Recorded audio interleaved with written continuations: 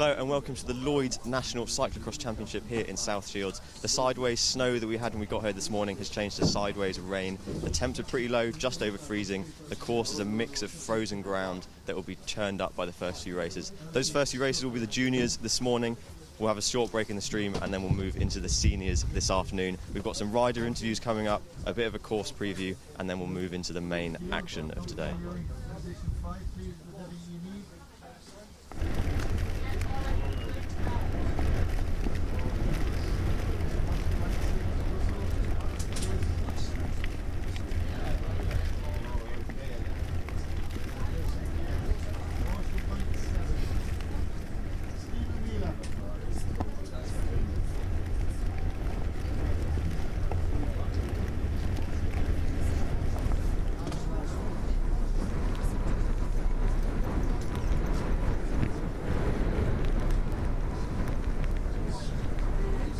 Hello, welcome along.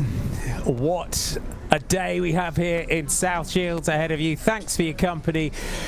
Martin McDonald and Katie Scott with you to take you through today's race action. And here in South Shields, as you can see, we are right up on the side of the North Sea. It doesn't come any grittier and gnarlier than this for a national championships. It's 2 to 4 degrees Celsius. We've had sleet this morning. We had the rain. It's a great course and we are ready for a big day of national championships.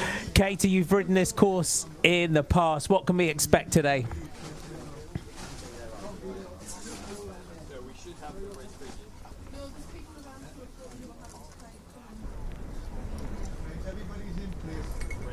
The riders have been round the course this morning and everyone out. It's a 2.8 kilometer course starting here on the promenade before we head into Gypsies Green. And the Gypsies Green track dating back to the 1950s. It's a velodrome and we're here in South Shields, the coastal town in South Tyneside, Tyne and Wear. It lies on the banks of the River Tyne. And the Gypsies Green track, which we'll be using in part today, has seen some famous names over the years, including the likes of Beryl Burton. And it is the venue for the finish of the Great North Run. It's quite a sandy course, firm topsoil, top layer, with lots of canvas tyre choice. Baby Limus or the Flandrians, for those that know your tyre choices. And we have a packed program of racing for you today, starting off at with the Juniors Open category. That will start in a little over 10 minutes time. We will then have our junior women at 10:45 before we get into this afternoon's racing. At 1:15 we have the elite and under 23 women before we finish off at around 2:30 this afternoon. It is the start of the elite and under 23 open categories. In terms of this morning's racing, when we were here last year for national championships in Gravesend, it was Oscar Amy that took the title ahead of Milo Wills with Declan Oldham rounding out our podium. It was top 10, Jacob Steele, Leon Atkins, Sam Stacey, Alex Hart, Joseph Raffo, Luca Bedenek and Tanner Beaker were the top 10 on last year's race. Oscar Amy, the winner for the last 2 years, and as we always have in the junior categories, those young riders moving up into those under 23 ranks. 2023, Seb Grinley.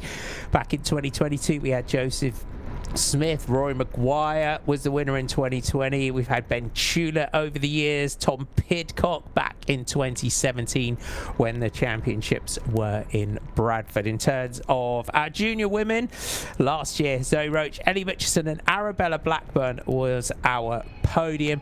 And if you look back just through the last few years of that category, Zoe Roach taking it last year, as I said, Kat Ferguson, Imogen Wolfe, Ella McLean-Howe and Millie Cousins, just a few of the names that have won that junior women's race over the last few seasons. As you can see, the weather conditions for the riders, and the warm-ups have been done. There've been a lot of racing going on over the last couple of days, and the course has changed considerably over the overnight. See everyone down, just getting ready for the off. Big surfing community up here on the banks of the North Sea. The hardy surfers have been out yesterday as well, and we've seen throughout Cyclo-Cross the races right up on the coastal towns. But as you can see, you are definitely at the peril of the weather, as we always have in Cyclo-Cross, and you can bet that it is going to be a race, a day of warriors today. Thoroughly well-deserved winners that we will have, that are all battling out for those national championship jerseys, as we have pretty much throughout the world today. Let's catch up though with some of our riders and get their perspective on what we're expecting today. I'm here with Neil of the Cross cast, who rode the course yesterday and has been having a look around this morning. He's going to very kindly give us a 60-90 second preview of the course today. Yeah, so the start of the course today, you're on the beach and it's going to be a really killer headwind. So there's a really long start. It's dry, it's fast if there isn't the killer headwind. So it's all going to be about pacing for the first few minutes. And there's a steep climb which goes up and up and up and up. And it's unlike most races where you go full gas into that first corner. You are going full gas into the first corner, but then you've got to save a bit of energy because there's a really long climb before you get your first little recovery on the course off the start. Then it's in two sections. There's a top section which is going to be really exposed. There are some relatively long straights there. It's on grass, but that's wearing on the top. And it's becoming quite slick underneath. And yesterday, some of the banks were icy underneath, and so gradually as the top layer melted and then it got eroded away, there was kind of ice underneath. So it's fine if you can take your speed into the corner and just kind of use it like a berm. But then if you're not doing that and you're going the other direction and you're on the flat and it's like an off camber, then you can easily come off, as I can tell you from personal experience. The other bits of the course that are really key is within the bowl here. It's a little bit more sheltered, but you've got all of these banks going up and down, a lot of switchbacks, a lot of really technical corners on there. And if anyone on here has been coached or are a coach, this is the stuff that you coach. So how to take corners in a race. And the people that are doing it, as the coaches say, they're going to be fine. But if you try to do anything which is like trying to pull a fast one, then actually it might be a slow one. So you're going to see people gliding out, people just making mistakes. And the other two key sections are sand. So on the other side of the bowl, just behind the podium truck, there's two sand sections. One of them is a run-up for all but the very best. Anyone that can ride up the climb in the sand is, respect to them.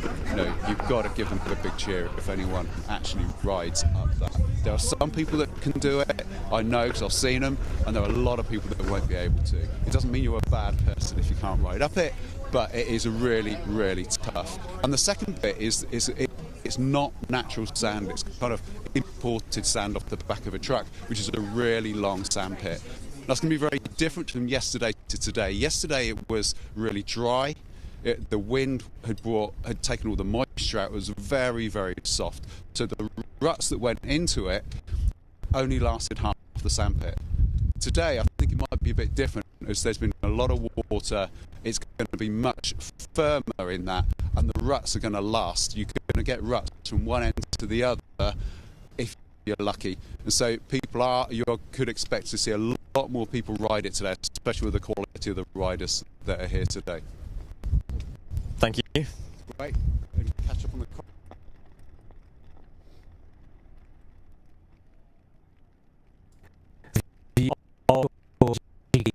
as we look across, it is going to be a tough day.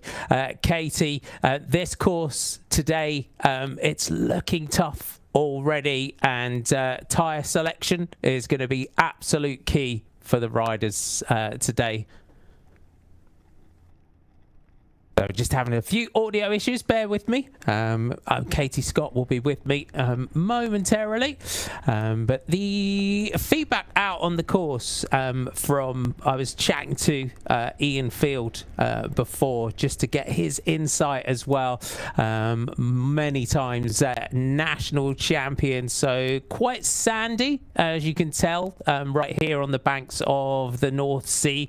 Lots of cambers. A lot of talk as well about those little short, sharp climbs that we tackling, and just under 3 kilometers in terms of the course that the riders are tackling today. So not far away. Thanks for your company today. Here we're getting ready for our Junior Open race, and what a field we have assembled. And Milo Wills not on the early start list, so from Trinity Racing, he's going to come in as the big favourite for today's race. But looking down through what we've had so far, watching out for the likes of Luke Trafford, Jacob Steed as well, Tanner Beaker, or a lot of riders that have been battling out for this season's National Trophy Series.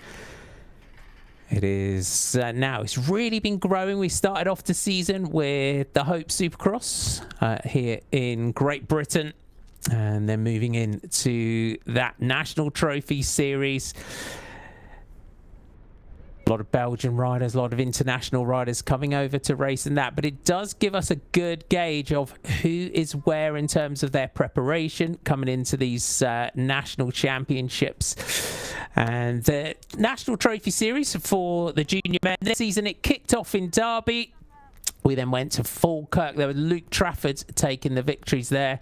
And here's our start list for today. Luke Trafford's from Shibden Cycling Club. Jacob Steed, who won that final round of the National Trophy Series in Bradford. Tanner Beaker, Xander Graham, watch out for Zoli Mills, Sam Genazzini, watch out for him as well. Going down through Theo Sandel, Alaric Knox from Verulam.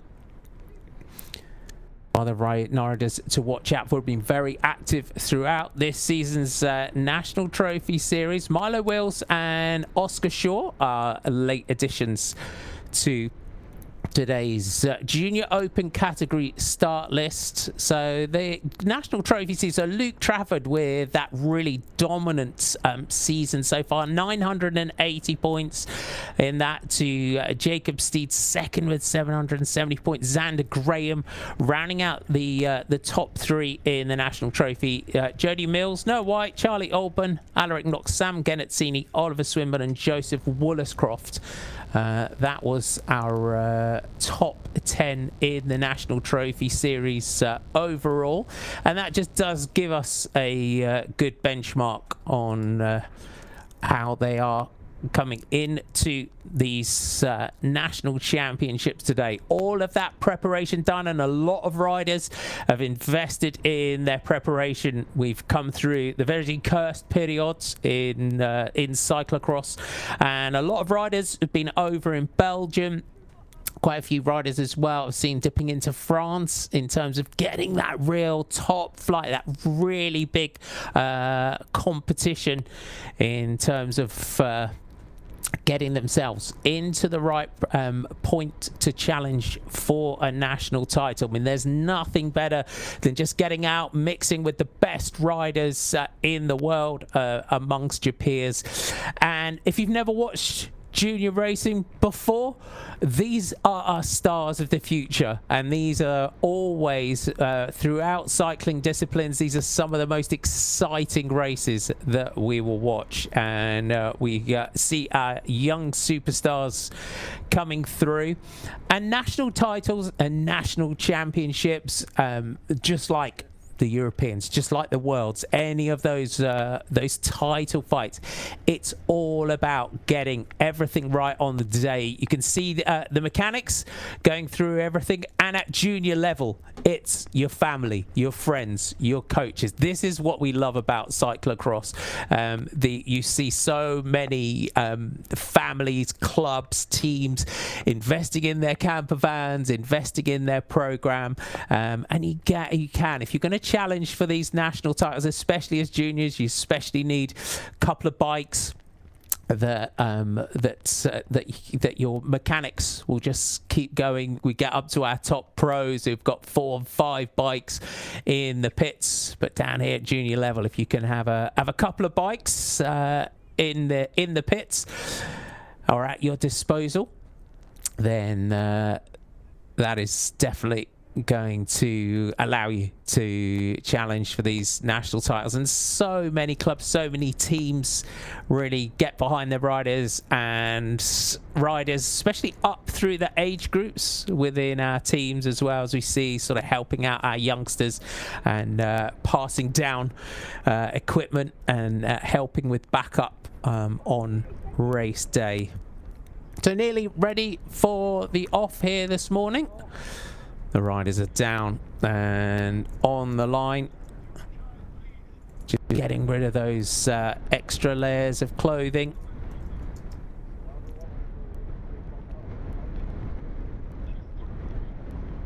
The lights, we are under orders, and away we go here in our junior open category.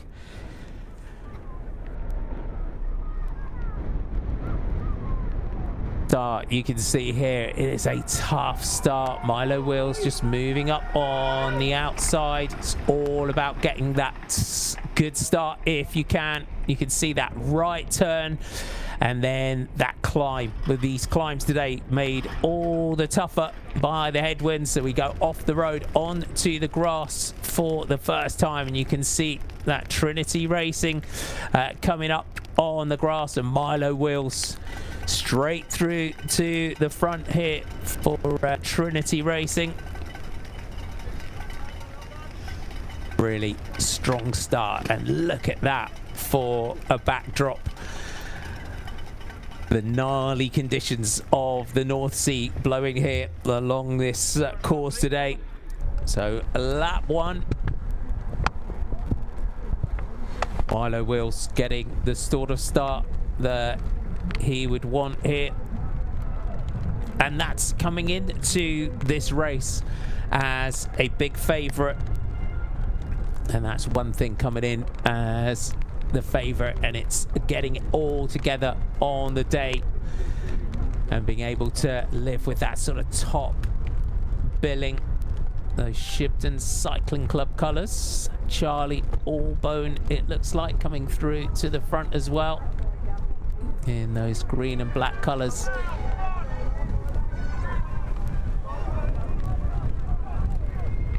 Well up there as well. Sam Genezzini from Exact Power. Oh, just a little problem, a little bit further back down the group. Shuffling for position here on lap 1.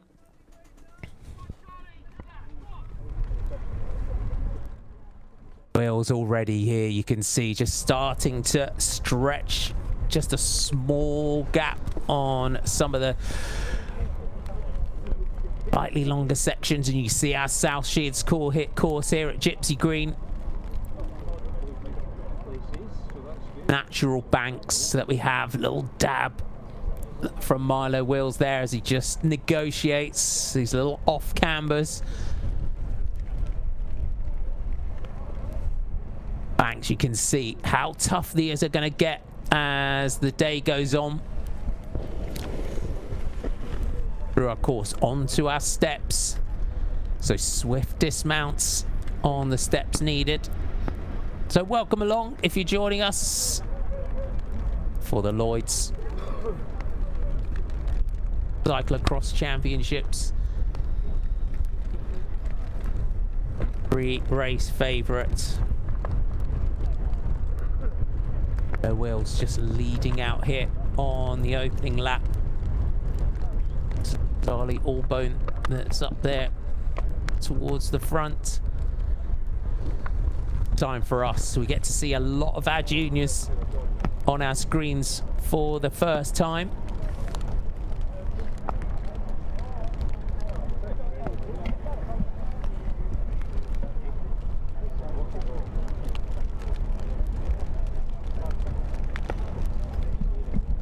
Down onto the old velodrome, as you can see here, just negotiating some of the banks of the old track.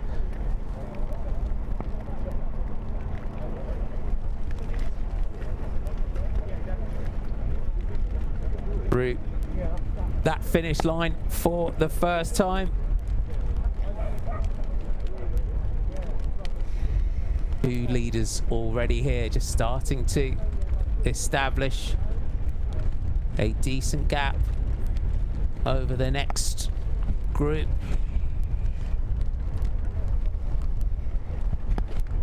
Jacob Steed from Sherwood Pines up there in third. So Milo Wills and Jacob Steed starting to build a good little advantage here.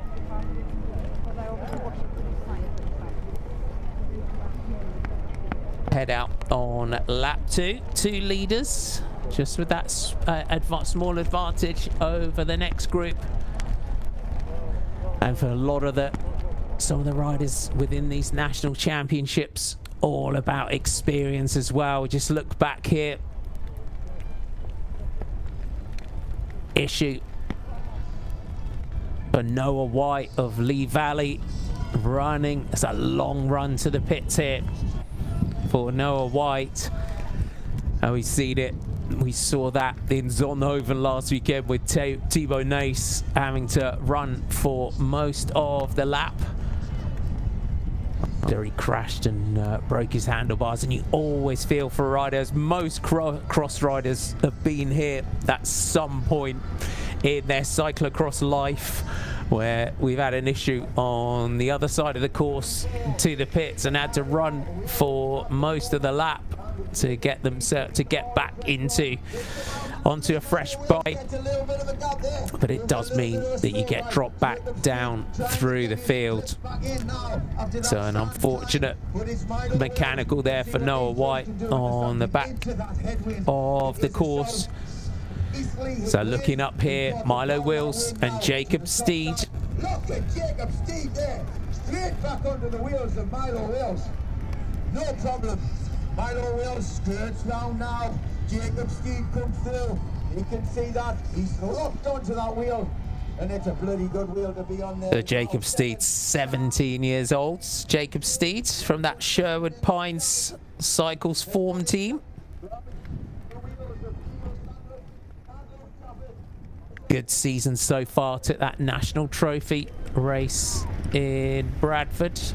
Second overall in the national trophy for this winter. Two leaders, Milo Wills and Jacob Steed. Two just trying to come across here.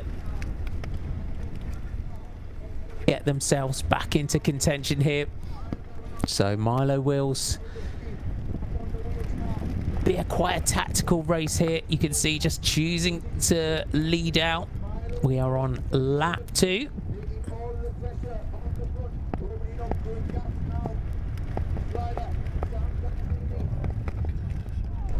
They'll just be able to, on that section of the course, just have a glance across, just see where those chasers are.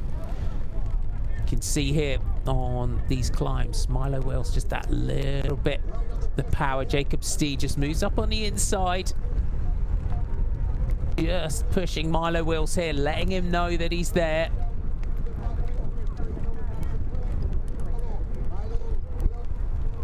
At the moment, Jacob Steed just content just to track Milo Wills in this one, just taking those slightly tighter lines at the top of some of these climbs.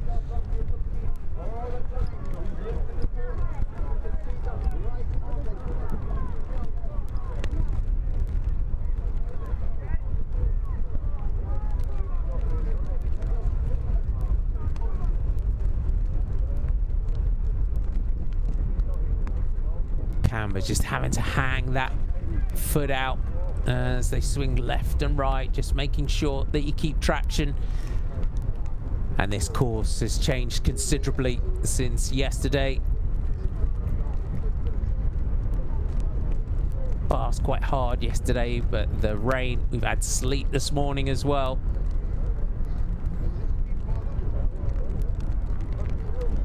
So definitely here, lap 2, we've got a really strong leading duo here.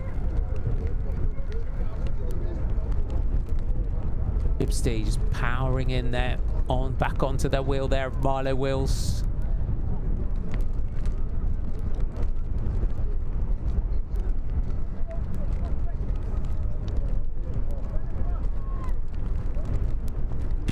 Those chasers. We'll try and get some time checks on our chasers, but at the moment here on lap 2, does look like a 2-up race between Jacob Steed and Milo Wills here. And Jacob Steed on lap 2 just quite content just to follow Milo Wills. You can see Milo just having a glance across just to see if those chasers that were getting close through the pits have got any closer to them. You can see there with Milo Wills just sliding out slightly on that turn.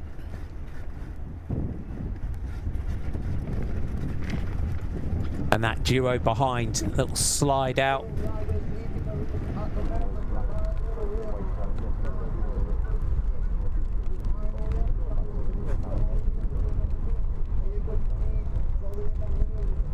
Having a glance back over the shoulder just to see where Steed is. Steed is just quite content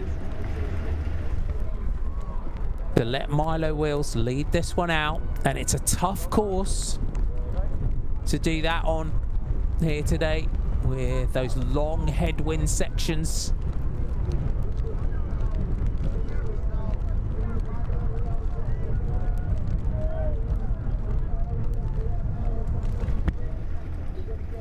It means for Milo Wills that he can just choose his lines, dictate the race, and a great course that we have here in South Shields. The weather throughout the day today, it looked like it was going to hit 4 degrees Celsius. That was our top. Sleet this morning, rain pretty much throughout the day. And our Group 2, 11 seconds is the gap between our first 2.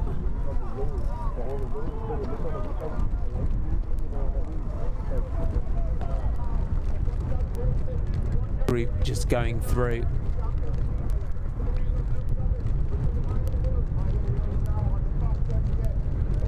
Luke Trafford is our chaser. He's leading the chase, is Luke Trafford.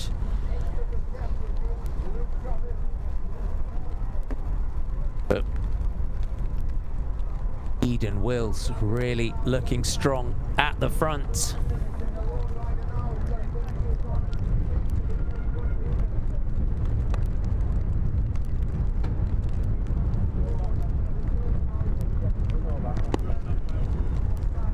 Stops going through there as we look across the course. Milo Wills and Jacob Steed here after 27 minutes of racing.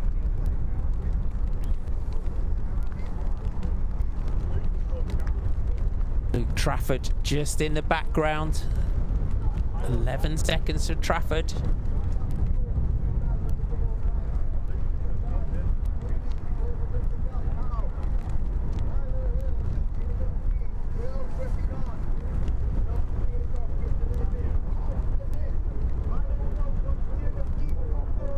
Milo Wills finally manages to get Jacob Steed through to the front here.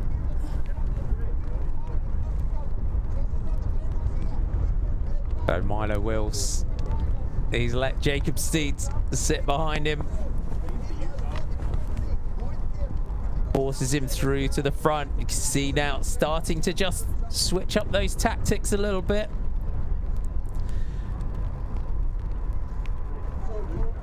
The Steed perhaps, maybe.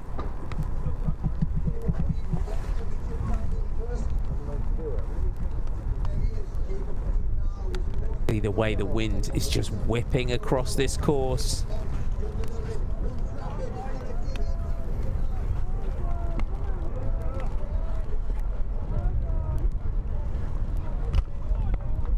Chasers. Trafford currently sat in that bronze medal position.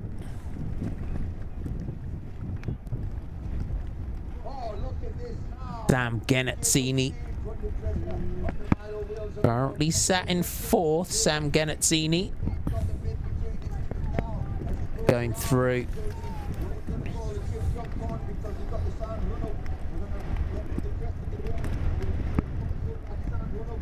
Zini and Theo Sandel.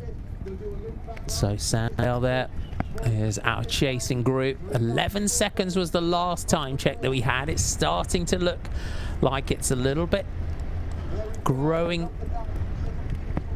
from what we had. Jack Morgan just going through from the Ignite Racing team. Our 2 leaders, Milo Wills, just going for the early big power. He's now come back through to the front. Apps feels that doesn't want to let those chasers get back on if he can help it.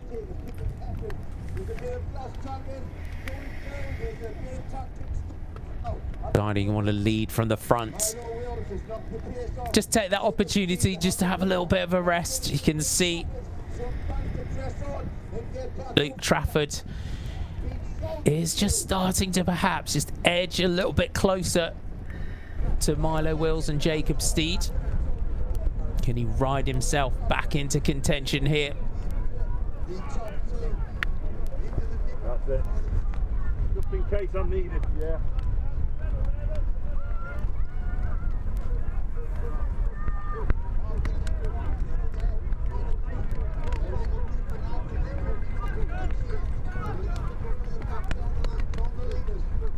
Background, those chasers. Milo Wills taking every opportunity here just to glance across the course and just see where those chasers are.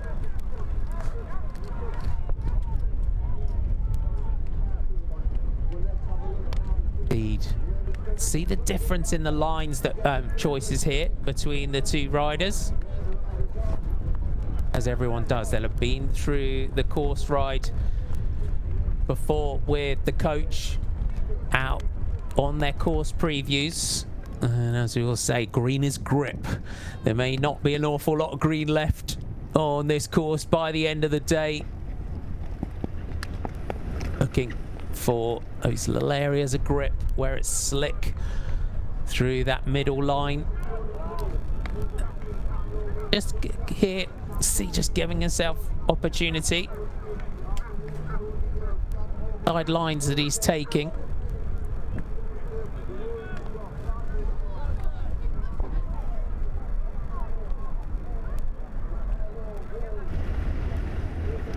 And he wants this front line here now. Jacob Steed on this off camber. We've got 2 laps to go for our leaders. Next time we come through the line, it will be 2 laps to go.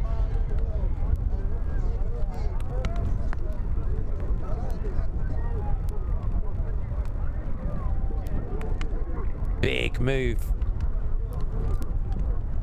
from Jacob Steed. Camera shot there as Milo Wills had an issue. Big attack for number 2. Where is Milo Wills? So has Wills had an issue? Out of shot. Steed has made a move here. Glimpse, there's Milo Wills just up there in the background.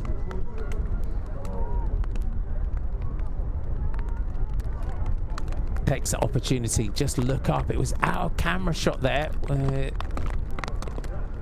Leading duo now down to 1. There's Milo Wills in the background. Got a bit of work to do. We see Trafford and Genetzini in the background. Sandell there as well. So this is a big opportunity now for Jacob Steed to try and get clear. There's Milo Wills. Wills has got he's off and running, so we can see that Milo Wills has had an absolute disaster for our big pre-race favourite. He is off and running. He needs to get himself to those pits as quickly as he can. So here, as we said, 2 laps to go when they come through the line this time, and Milo Wills has been in control of this race throughout. And as you can see, Jacob Steed powering on here at the front. And Katie Scott is with me. Katie, this is an absolute disaster for Milo Wills here, and a huge opportunity for Jacob Steed. Yes, no, I'm joining at a very exciting time in this race. It looks like he saw that gap open up and an opportunity just came straight to him, and now he's put in an absolute massive attack, and yeah, big gap there for him. And Milo Wills, you can see here, just having to balance bike it almost into the pit. So Milo Wills, bike change, you can see there. Drivetrain gone. We can't quite see what has happened there. So for Milo Wills here, he'll come through with 2 laps to go this time. But in this position now, Katie, coming in as the pre-race favourite for Milo, it's just all in now with 2 laps to go. You've just got to throw absolutely everything that you've got now. And if anyone can close this back up and rescue a medal, it's Milo Wills. Looking at the course now, it's a sort of course where anything can happen, and obviously, like we've seen with Milo, he came down obviously and has had that mechanical, and yeah, I mean, we've only got a couple laps to go, but yeah, he really can't overthink this. He just has to stay composed and yeah, really have the confidence in his legs to get back, and also his skills. And what you've got to, again, in this position, it's, as you said, just keeping a calm head. Because if you start to panic, that's where the mistakes start to creep in. And on a course like this, we can see how slippy it is through those turns. You've got to just keep focused, pick your lines, and just stick to the race plan. He just has to stay calm at this point. There's no point stressing about what's happened. Like, what happened, and now he just has to, yeah, really stay composed and take the line he knows, not do any silly risks at this point. There's no point doing that. He just, yeah, just has to keep racing. And as a course, you've ridden this course before here in South Shields. We see courses like this in Belgium, don't we? Right up on the sea, but we are right up here on the banks of the North Sea. We're just seeing Jacob Steed just going through the line this time. But this course, it's a tough one, and made even tougher today. We've got headwinds on, you know, the climbing sections of the course, but it really is, it's a tough one. It's a pretty savage course up here on the North Sea. Oh, it is so tough. I mean, it's so exposed there as well. Like, there's absolutely no hiding out there today, especially when, as we can see from Jacob, as you're by yourself, you are not hiding from the winds, the elements here today. It's absolutely crazy. I managed to see some clips from the races yesterday. Completely different weather today. We've got higher winds, we've got rain. I think they had some snow this morning. It's, yeah, the riders are really being exposed to all the elements here today. So I'm not too envious. I'm sat with my heated blanket here today, so. It's a tough one. We'll see if Milo Wills can get back. Currently down in 5th position. We don't have a time check on him at the moment, and this is this sandy climb here that the riders are going to have to negotiate on this one. This is definitely a run up today. I've seen there's been talk of people trying to run this section, trying to ride this section. Yeah, I think it's just, I mean, we'll see how he deals with it, but it's just a case of how far you can get up and carrying that momentum. See, yeah, he managed to go about maybe a third of the way up there, but it's all about keeping your bike moving. You don't want to come to a standstill. Oh, there we go. Oh, yeah, so he did not lose any much speed at all there, just carrying that momentum forward. So our leader, Jacob Steed, leading out here from Luke Trafford, Samuel Stacey up there in third position. Milo Wills, that disaster for the Trinity Racing rider. Can he ride himself back up into a medal position? Second group is Theo Sandel, Joel Gillen and Jody Mills.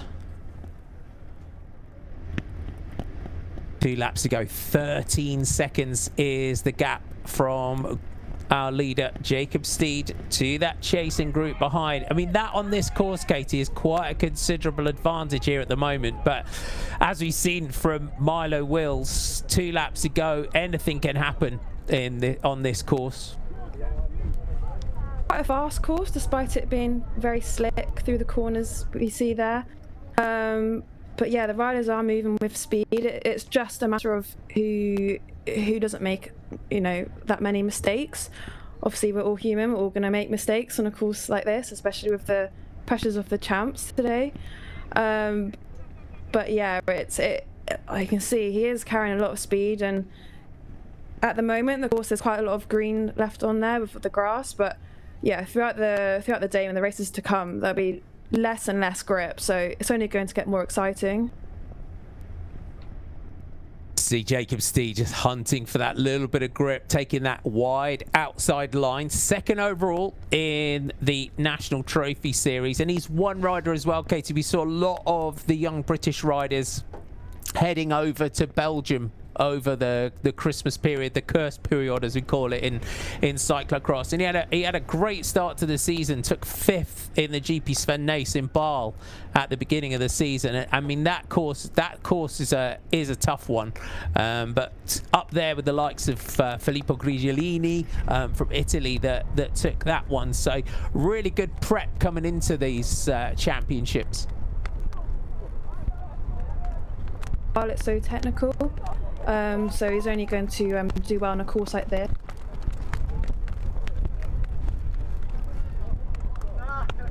That was a really big mud fest this year, so he definitely knows how to handle his bike, and coming from a mountain bike background as well, he's definitely got that technical skills, and clearly he's got the legs today as well. And this confident ride here. You're joining us with 2 laps to go. Little dab at the top of that climb. And if you're tuning in for the first time today, welcome aboard. It is the British National Cyclo-Cross Championships here in South Shields, and our leader Jacob Steed just making the most, capitalizing on that mechanical for Milo Wills when the 2 of them together. Luke Trafford and Sam Stacey are our medal positions at the moment. So we'll see if we can get a glimpse of just where those chasers are. 13 seconds was the last time check that we had, and we just see Jacob Steed just constantly checking across this course now just to see where those chasers are. And just really you can see there, just controlling that slide and just powering through that, pedaling through that slide there, as you've got to do on a course like this. Slipping and sliding, like you get that with a course like this, where it's sand underneath and then it's got that grass, and then it just gets so slick on top. With all the snow that they've had this week, we knew that the course was going to turn out like this, especially with the ground being frozen throughout the week, and then obviously slightly warmer today, so it's not frozen. I wouldn't say it's warm, just warmer than. But yeah, it's really just added that slick layer of mud, so very technical course today. And in terms, national championships are always tough. We're getting 14 seconds, but it's all about the preparation coming into a championship, isn't it? It's just being able to peak for that specific day. And some riders are really good at just getting everything right, working with the coach, doing everything that they're told to do to just get it all right on the day.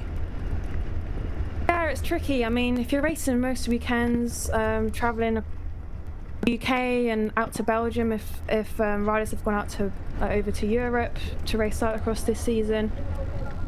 Have your form peak for national champs. It is tricky, but that's why it's so important to work with coaches. Today, and just especially after going out to a lot of riders do loads of race days with not much recovery.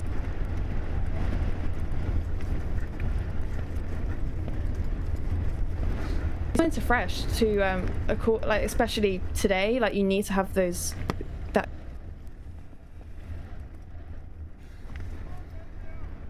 form which they've gained from the season into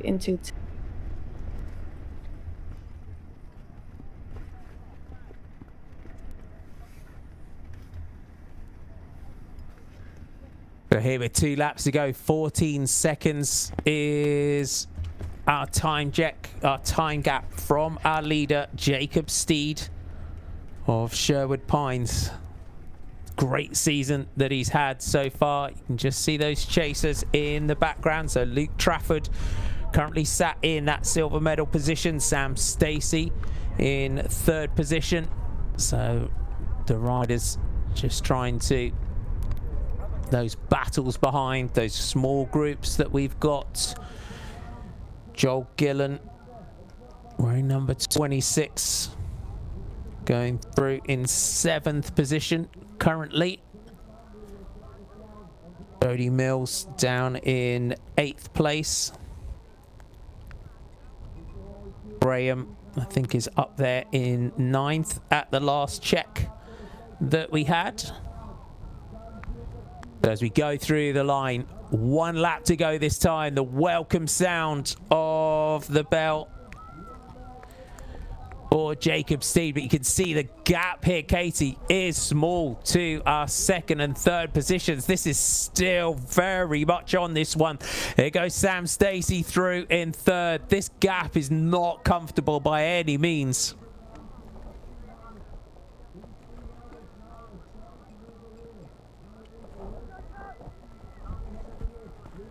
Course like this, being so exposed, your competitors around you, so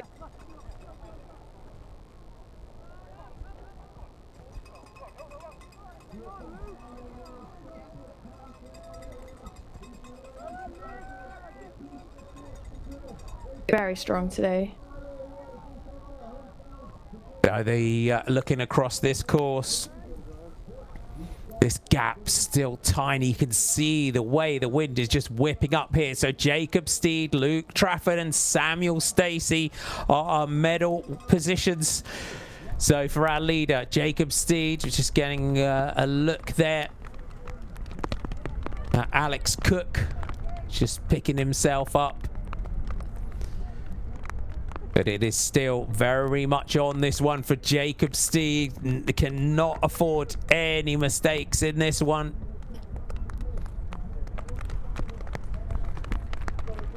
Final lap on to this run up. So Jacob Steed.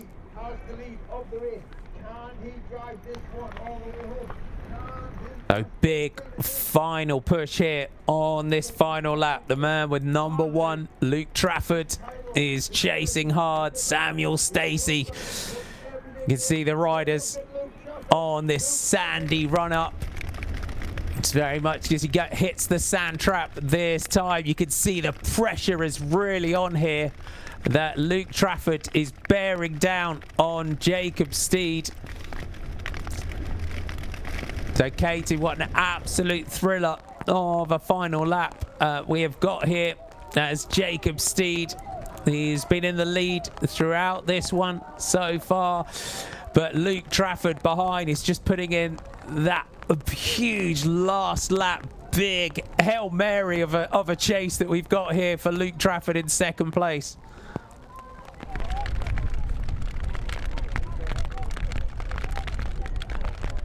Jacob Steed powering on here on the final lap. Climb ahead and has Luke Trafford behind. Has Luke Trafford timed this perfectly in this chase here, Katie? What a thriller of a final lap. What a race this is. And this just sums up national champs, especially for the juniors. It's so unpredictable. Like you can't write it. Can't. Luke Trafford, what a season he has had. National trophy victories in Derby, Falkirk, Clanfield and the national trophy. Overall 5 podiums as well for the man that you can see there in second place. Jacob Steed is under pressure. Bit of a dab there, fraction lost there from Jacob Steed. Dab his foot out there just to keep him moving.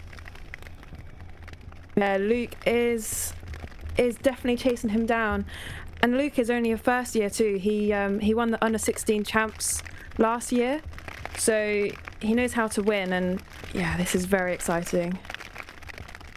It's all about, as we always say in cyclocross, just those minutest of details that come into this one. And this is a long course as well, a long circuit that we've got here in South Shields. Long circuit with a lot of different technical features. We can just see them negotiating this off camber. Very smooth. Yeah, yes. And it's any sort of mistakes will add up here, and obviously Jacob is feeling the pressure now. And 6 seconds on these sort of climbs can just disappear. Then it's getting another little dab. We're just seeing these tiny little errors. And he's led out here throughout this run with Milo Wills early on. So definitely we're all fatigued at this point. But for Luke Trafford in second spot, you're just trying to force those errors from the rider in front of you. Applying the pressure here. I mean, he's not letting that gap come in anymore, is Jacob, so he's doing a great job at holding that gap. And the course is changing. I think we're getting more rain throughout the day as well, so it's not the same course which they started on, so it will be getting more cut up, more slippery, especially on those off-camber banks. So a little dab here and there isn't necessarily bad. We might even see some riders start running in a few races' time, but I mean, there's only not much in it at all, really. Anything can happen at this rate. You just saw a little slide out there from Luke Trafford, so the pressure is on for the rider in second place as well. We talk about trying to force those errors from the riders ahead of you, but 6 seconds and you can see that Jacob Steed has hit the gas yet again. He wants this title, takes the opportunity just to have a little glance back over the shoulder. So Jacob Steed from Sherwood Pines Cycles Form is our leader and hunting for this Junior Open national title here in South Shields today. Behind him, pressure on for Luke Trafford. Samuel Stacey, you can see in the blue in the background, is still in our bronze medal position. We then had Sam Genazzini and Milo Wills were 4th and 5th, and it looks like that is still the order as we look back across the course. If you weren't with us earlier on, Milo Wills was with Jacob Steed for the majority of the race before a mechanical and a long run to the pits took him out of that leading group. But Katie, Jacob Steed here holding that 6-second advantage. Well, now he just really needs to stay calm. This is the most stressful lap that he'll have in this race, and yeah, he just has to give his everything right now, and any sort of slip, mistake where he might have to get off the bike and run can really affect this whole result here. So yeah, it's great what we're seeing right now. Jacob Steed, young rider, also mixes in the mountain bike during the season as well. Is he heading towards the national title here? Onto the sandy run up that we can see.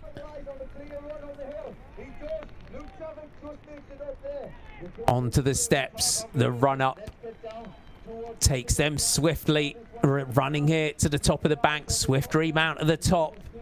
And this, as you can see there, sometimes as well, when you're having to do these run-ups, it's the mud that can just get in those cleats as well, isn't it? That can slow down those remounts. their shoe against the pedal to dislodge any mud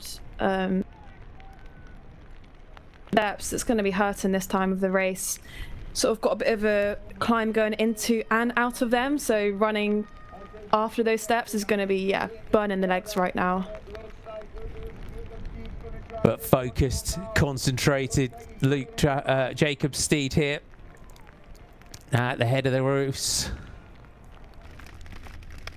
Steed coming in, as we said, he had great prep coming into these national championships. He rode in Kochsider in the Junior World Cup, headed over to the Super Prestige in Houston Zolder, then on to a very fast Dendermonde, and then on to Degum for the Super Prestige and the night race when it comes through. What a race. It is a national title here in the Junior Open for Jacob Steed. Up there from start to finish. Luke Trafford is going to come in for the silver medal behind him. What an absolute thriller of a race he has given us. And Samuel Stacey comes home here for the bronze medal. And we'll look down. It was Genetzini ahead of a fast closing Milo Wills for the 4th and 5th positions. It does look like it's Genetzini that has managed to hold off Milo Wills in this one.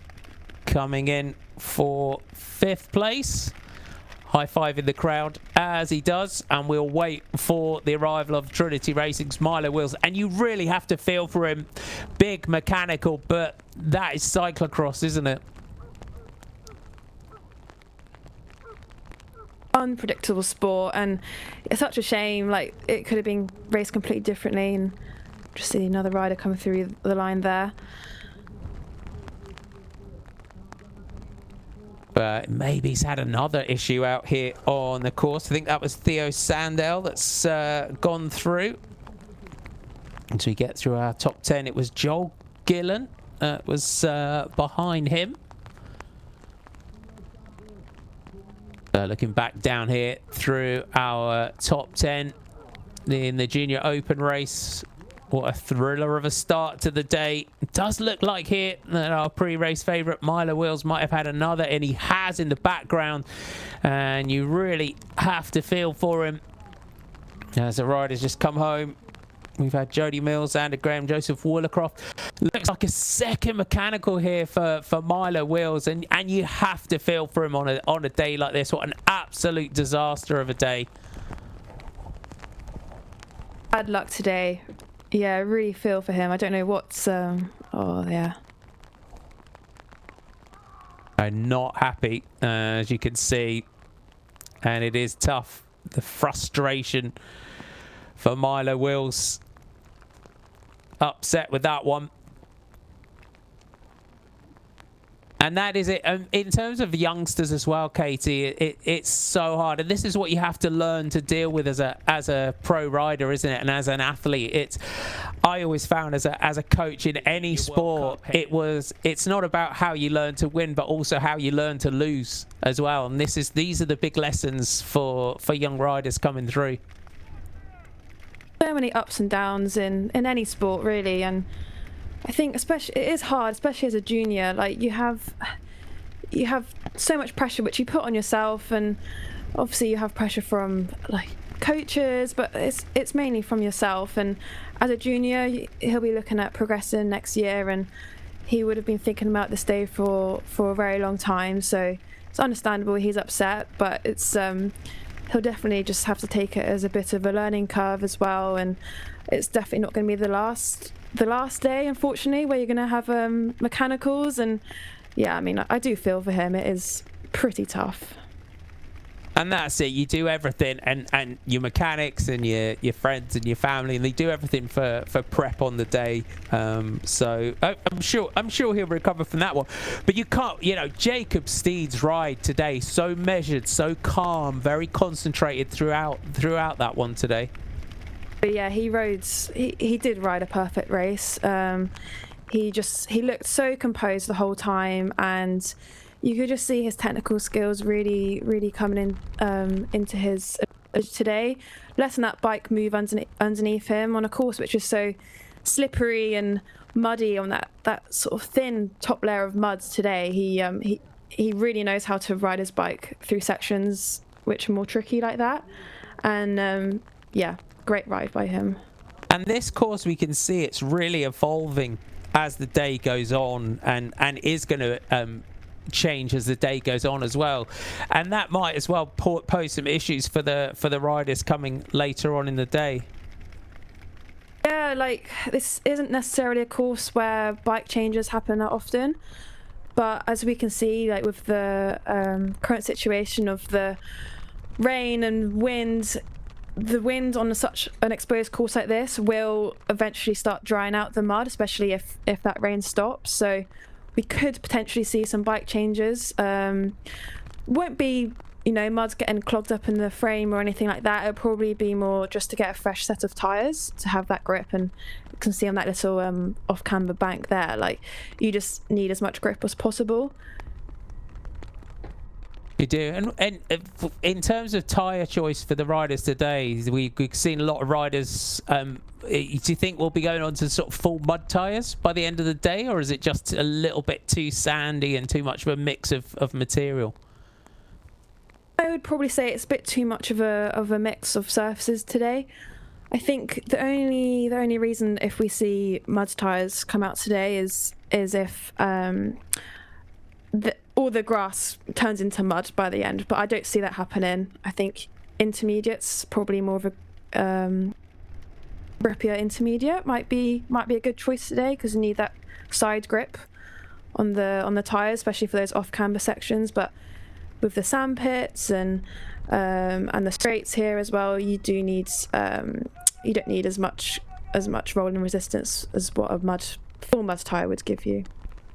These riders just come through the pits, and there's so much that goes. Cyclo-Cross, especially as a junior, is a family sport, isn't it? You do need a lot of help from your friends, from your family, for your club to be able to come here and race at the national championships.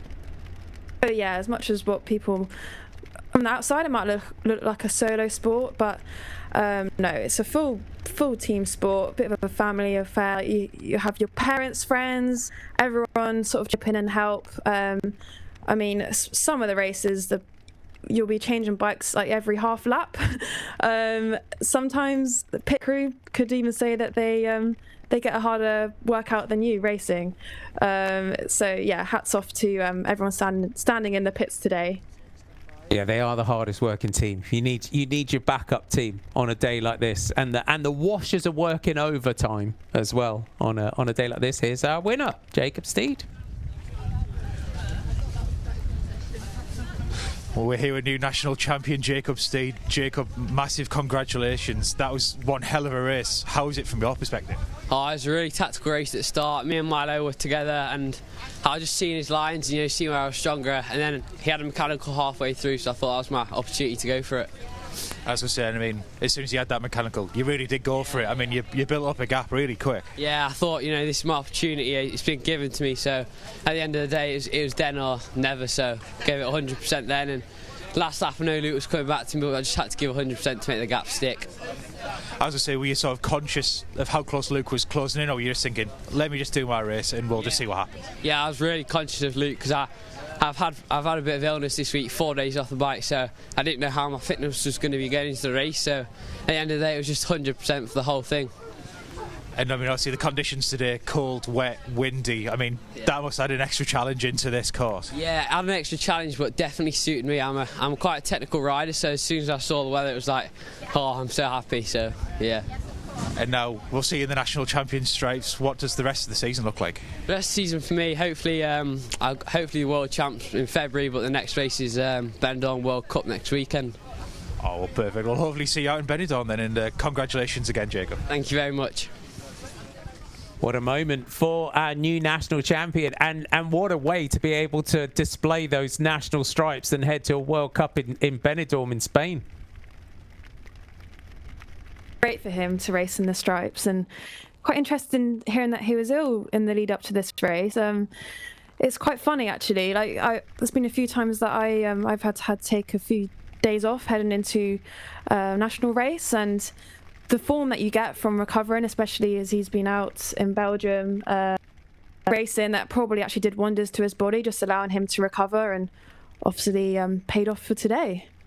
Yeah, it is funny sometimes in terms of how that happens, and that's what's so important and to learn as an athlete, isn't it? Is to when to listen to your body, and rest is as important as training. Yes, definitely. I think that's one thing which these juniors will learn over the years of racing. The most important thing is to listen to your body.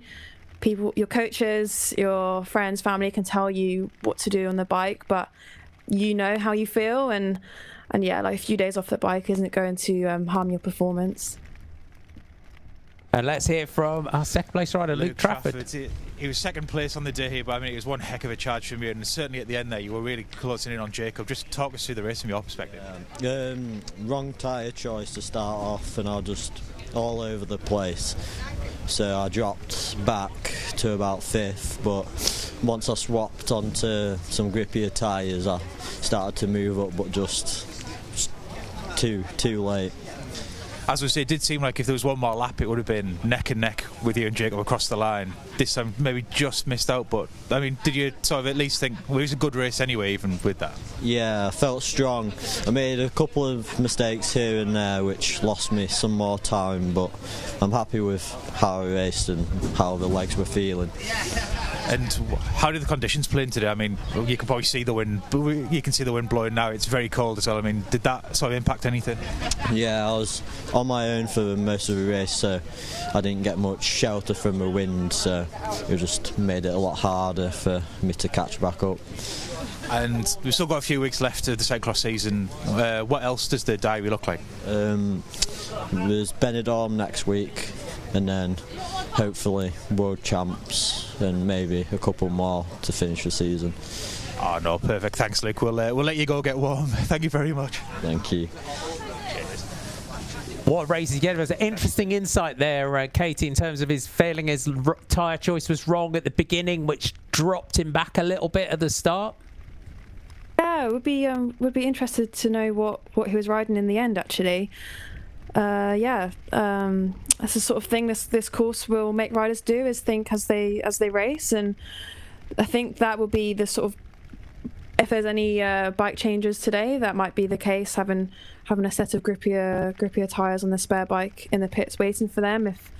If let's say like it gets a sudden downpour of rain, they might want that extra grip. So yeah, it's interesting to hear, and he sounded very, very happy with his race, and definitely a bit of a learning day for him with his equipment, and maybe even testing out different tyres in the course practice too would be good for him. And as well as that Benidorm World Cup, of course, we're building into the back end of the Cyclo-Cross season, and to win or medal here at the National Championships is great in terms of that selection for the upcoming World Championships. Yeah, a key race where riders will want to get noticed to get selected for those World Champs, and rider like Luke, I mean, it's his first year junior, so he's got another go at this next year. And again, that makes it as well sort of, it puts into perspective as well when you come through the youth ranks and you get into juniors, and it's the same as you move through the categories from junior to under 23 as well, which shows that, you know, it's great to just see that progress each season for these riders. Yeah, it's great to see the progression of the riders here, and I think all these riders, it's going to be very, very exciting to see how they develop through the years, and what they can bring in future years. And in terms of when we were listening to Luke there as well, in terms of this is the difference, isn't it, between when they get to do their course ride and preview and their recce compared to when they race. So that's why as well it's always so important, isn't it, to chat with your other riders, whether they're riding, they've just done their recce for the elite women or the elite open race later on, and just see how that course is evolving. And that sort of filters down, doesn't it? It's sort of the last group of riders within your club or people that you know in terms of making that tyre choice choice come your race. This is our junior women's start list, so getting close to the start now. So going in, big favourite Peggy Knox, Katie Colling, Iris Gray, Isla Patterson, Isabel Dalgleish, Charlotte Lisserman up there on our start list today. Nicole Anderson from Hetton Hawks, wearing number 10. Megan Cherry, Isabel Land, and Freya Mowbray are our 13 riders that will be taking the start in our junior women's race here today, because we've had some big success over the course of the season, and with the big news coming into these champs was Zoe Roach, that's racing up now in the under 23 and elite race a little bit later on.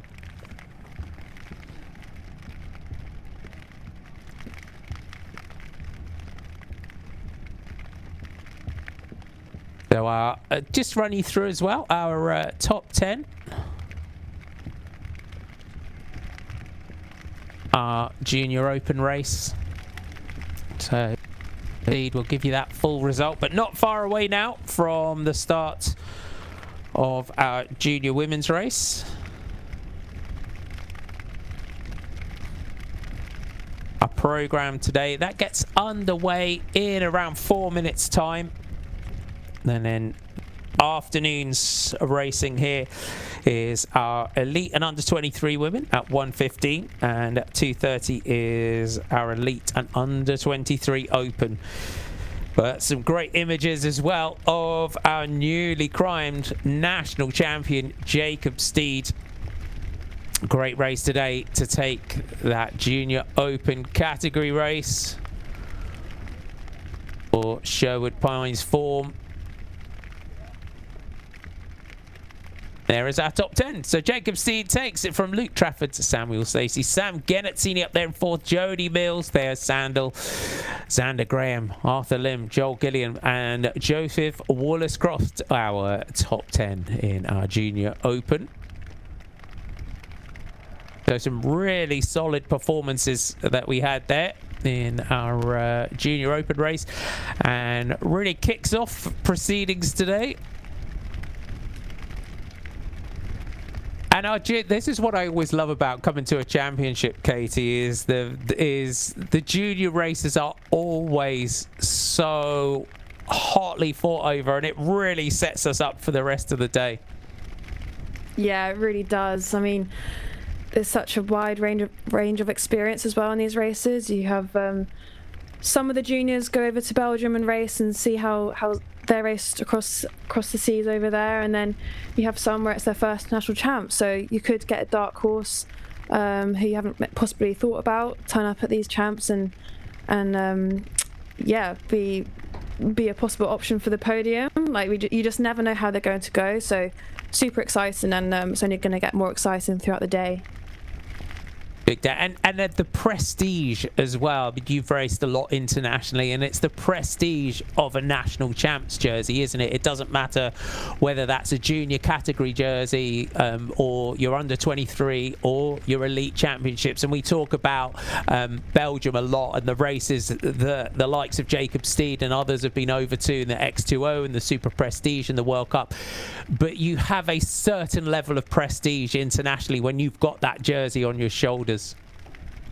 Yes, definitely. I mean, it makes you get looked at by your fellow competitors. You can't just turn up at champs and win the jersey. Like, it is, you have to be good to win the national champ. So yeah, it will definitely be great for Jacob to wear the stripes. And another thing as well, like, it will allow him recognition as well.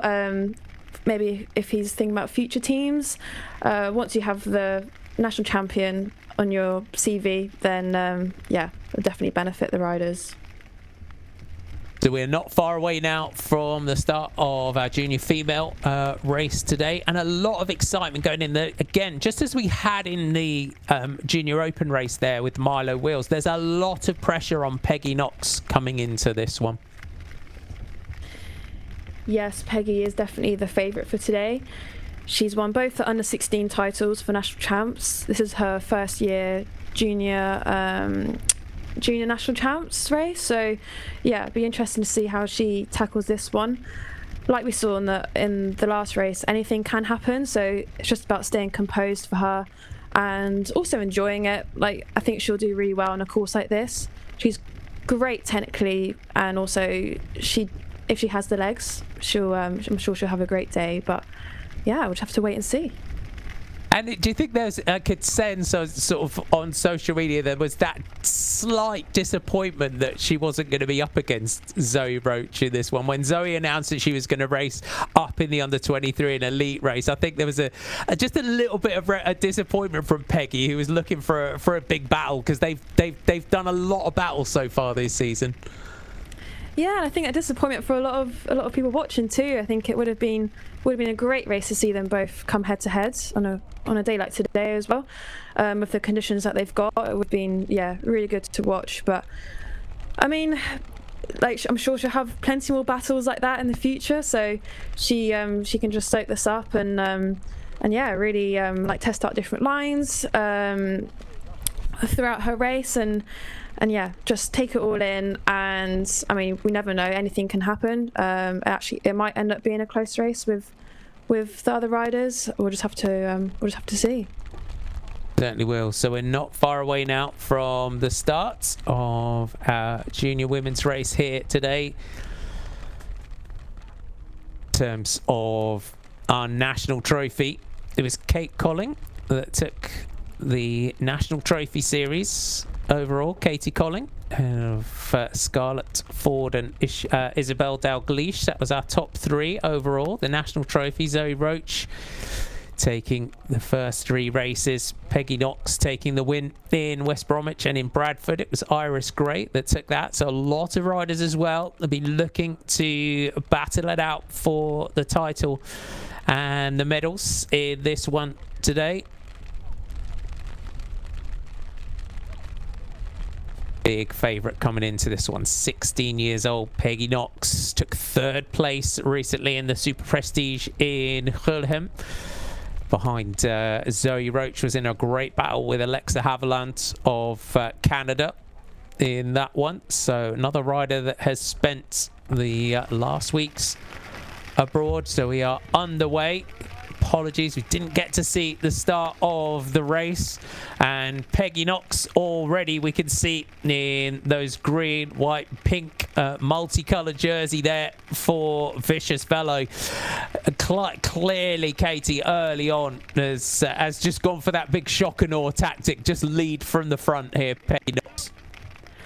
Yes, wow.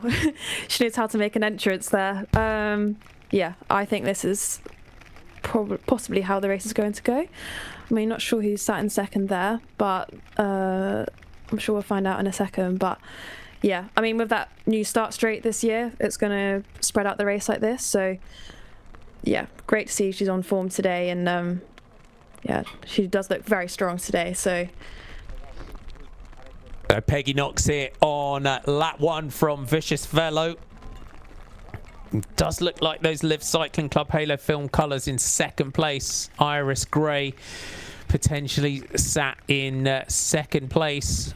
But early on here on lap one, Peggy Knox deciding to just go from the gun, as you would, just build as comfortable or commanding advantage that you can. And we have, Katie, we've got such an exciting group of young riders coming through at the moment. Yeah, we do. It's a really exciting time. I think probably say this every year with riders coming through the junior ranks through to the under 23 ranks, especially with Zoe and Peggy in the junior category. It's going to be very, very cool to see what they're going to do in the years to come. Especially Peggy, she's first year junior and she's already dominating the scene. So yeah, really exciting. It's just interesting to see how they're tackling this section. So there's more running coming to the races now already. Yeah, we can see how that section of the course there's evolved already, and Peggy just taking no risks at all running that bank. Yeah, she just needs to keep the bike moving, needs to carry that momentum. We just see there, it's tricky, bit of a uphill coming out those steps there. That's definitely a leg sapper for the riders. Just taking that opportunity there, just have a glance across, just see who's chasing behind. Just as well, the course here in South Shields is try and build as commanding an advantage as you can early on. So lap 1 of our junior female race here.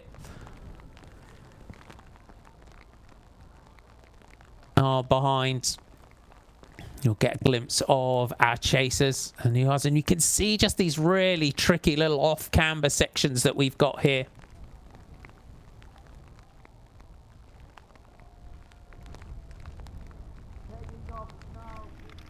Seven seconds we're being given is the gap from our leader Peggy Knox as we just head down across the Gypsies Green velodrome here. You can see the old 400-meter outdoor velodrome in South Shields.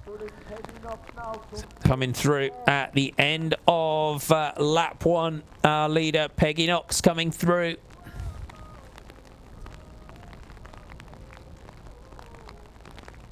Knox leading through our finish line. Heading out now for lap 2. You can see just that turn back up the banking.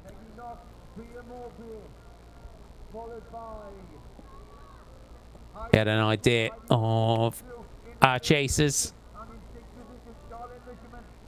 Chasing hard behind. But already you can see just holding that advantage.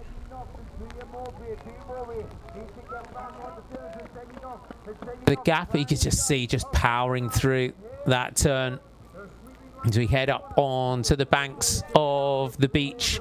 7 seconds, good advantage on lap 1, but not huge here at the moment.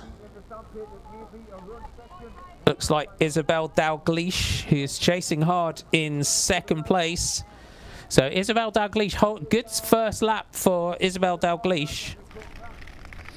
Yeah, she's not far behind Peggy. I mean, she is, obviously we've just done the first lap here, so we'll see how she holds on to that 7 seconds. But yeah, she's not giving in just yet. Yeah, 7 seconds, as we've seen throughout how tough this course is here in South Shields today. Can she close that one down? Did look early on like Iris Gray was our 3rd placed rider.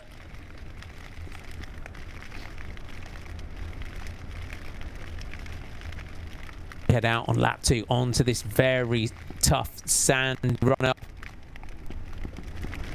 A good point as well to be able to just see where we got Freya Mowbray in 2nd place and then Heidi Roscoe.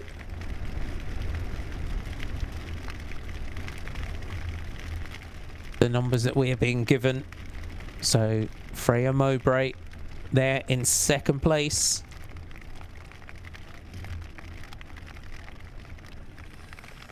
Dossier off-road racing team rider. For 15, and then Heidi Roscoe from Exact Power, Versa Energy.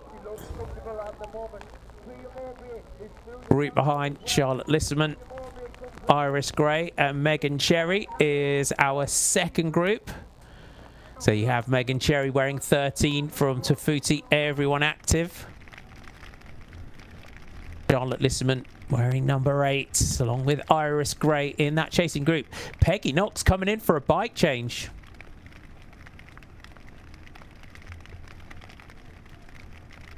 So interesting bike change here from Peggy Knox. The mud is not gloopy mud that we've got today, for want of a better word. So perhaps a mechanical there for Peggy Knox. Yeah, perhaps. I couldn't quite guess the reason why she changed there. She was looking down at the bike there. Maybe just sometimes if you have a spare bike, it's not exactly the same. You might just not be quite used to it. Possibly you might have changed to more grippier tyres. If she just wants that bit of extra confidence, sometimes it's just about having that confidence in yourself going around these slippery corners. But yeah, interesting that she changed there. So out on lap 2, it's Peggy Knox. 12 seconds we're being given is the gap there to Freya Mowbray in the background. So Freya powering on here in second place. If you're just joining us, this is our junior female category, and it is pre-race favourite Peggy Knox of Vicious Velo leading out from Freya Mowbray.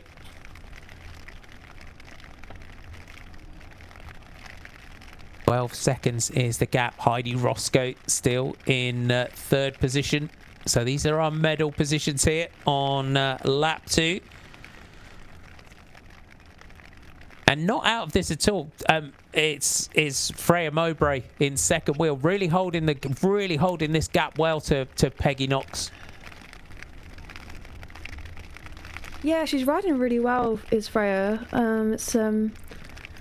There's about 12 seconds there now, so yeah, the gap is going out, but I mean, she looks very smooth, and it'll be interesting to see how the rest of her race unfolds. I mean, like we see in every cyclocross race, anything can happen, so we'll just have to keep watching and see how it unravels. Freya Mowbray in second place, and again, this is what you were saying just before we came on air with the junior female races. If you look at her results, not a huge amount of sort of national trophy results to speak of, and this is what, as you come into this one, we wouldn't early on looking at, we use that kind of national trophy as a benchmark sometimes of who to watch out for in this one, and Freya Mowbray is one of those riders here that, as you said before, in national championships can just kind of come out of nowhere almost.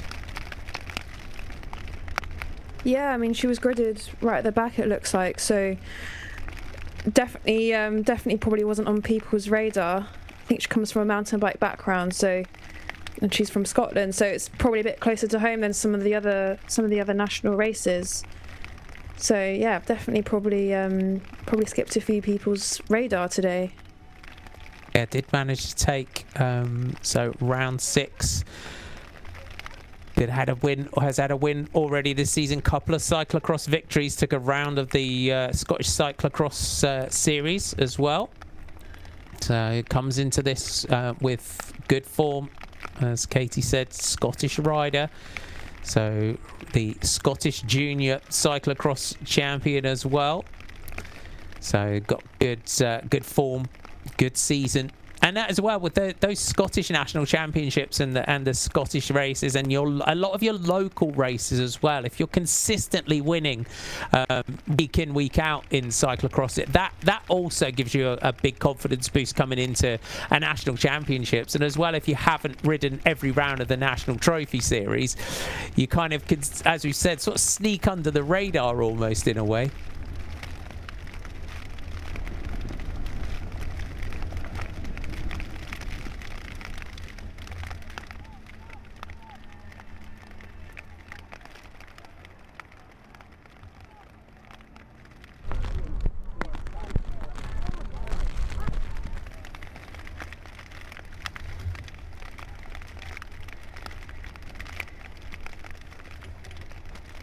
Leader Peggy Knox here leading out. Great. In second place still, the Scottish rider. 14 seconds we're being shown is the gap. And it is the Vicious Velo rider. As he said, has had a really strong season and has just got consistently stronger in those international races as the season has gone on.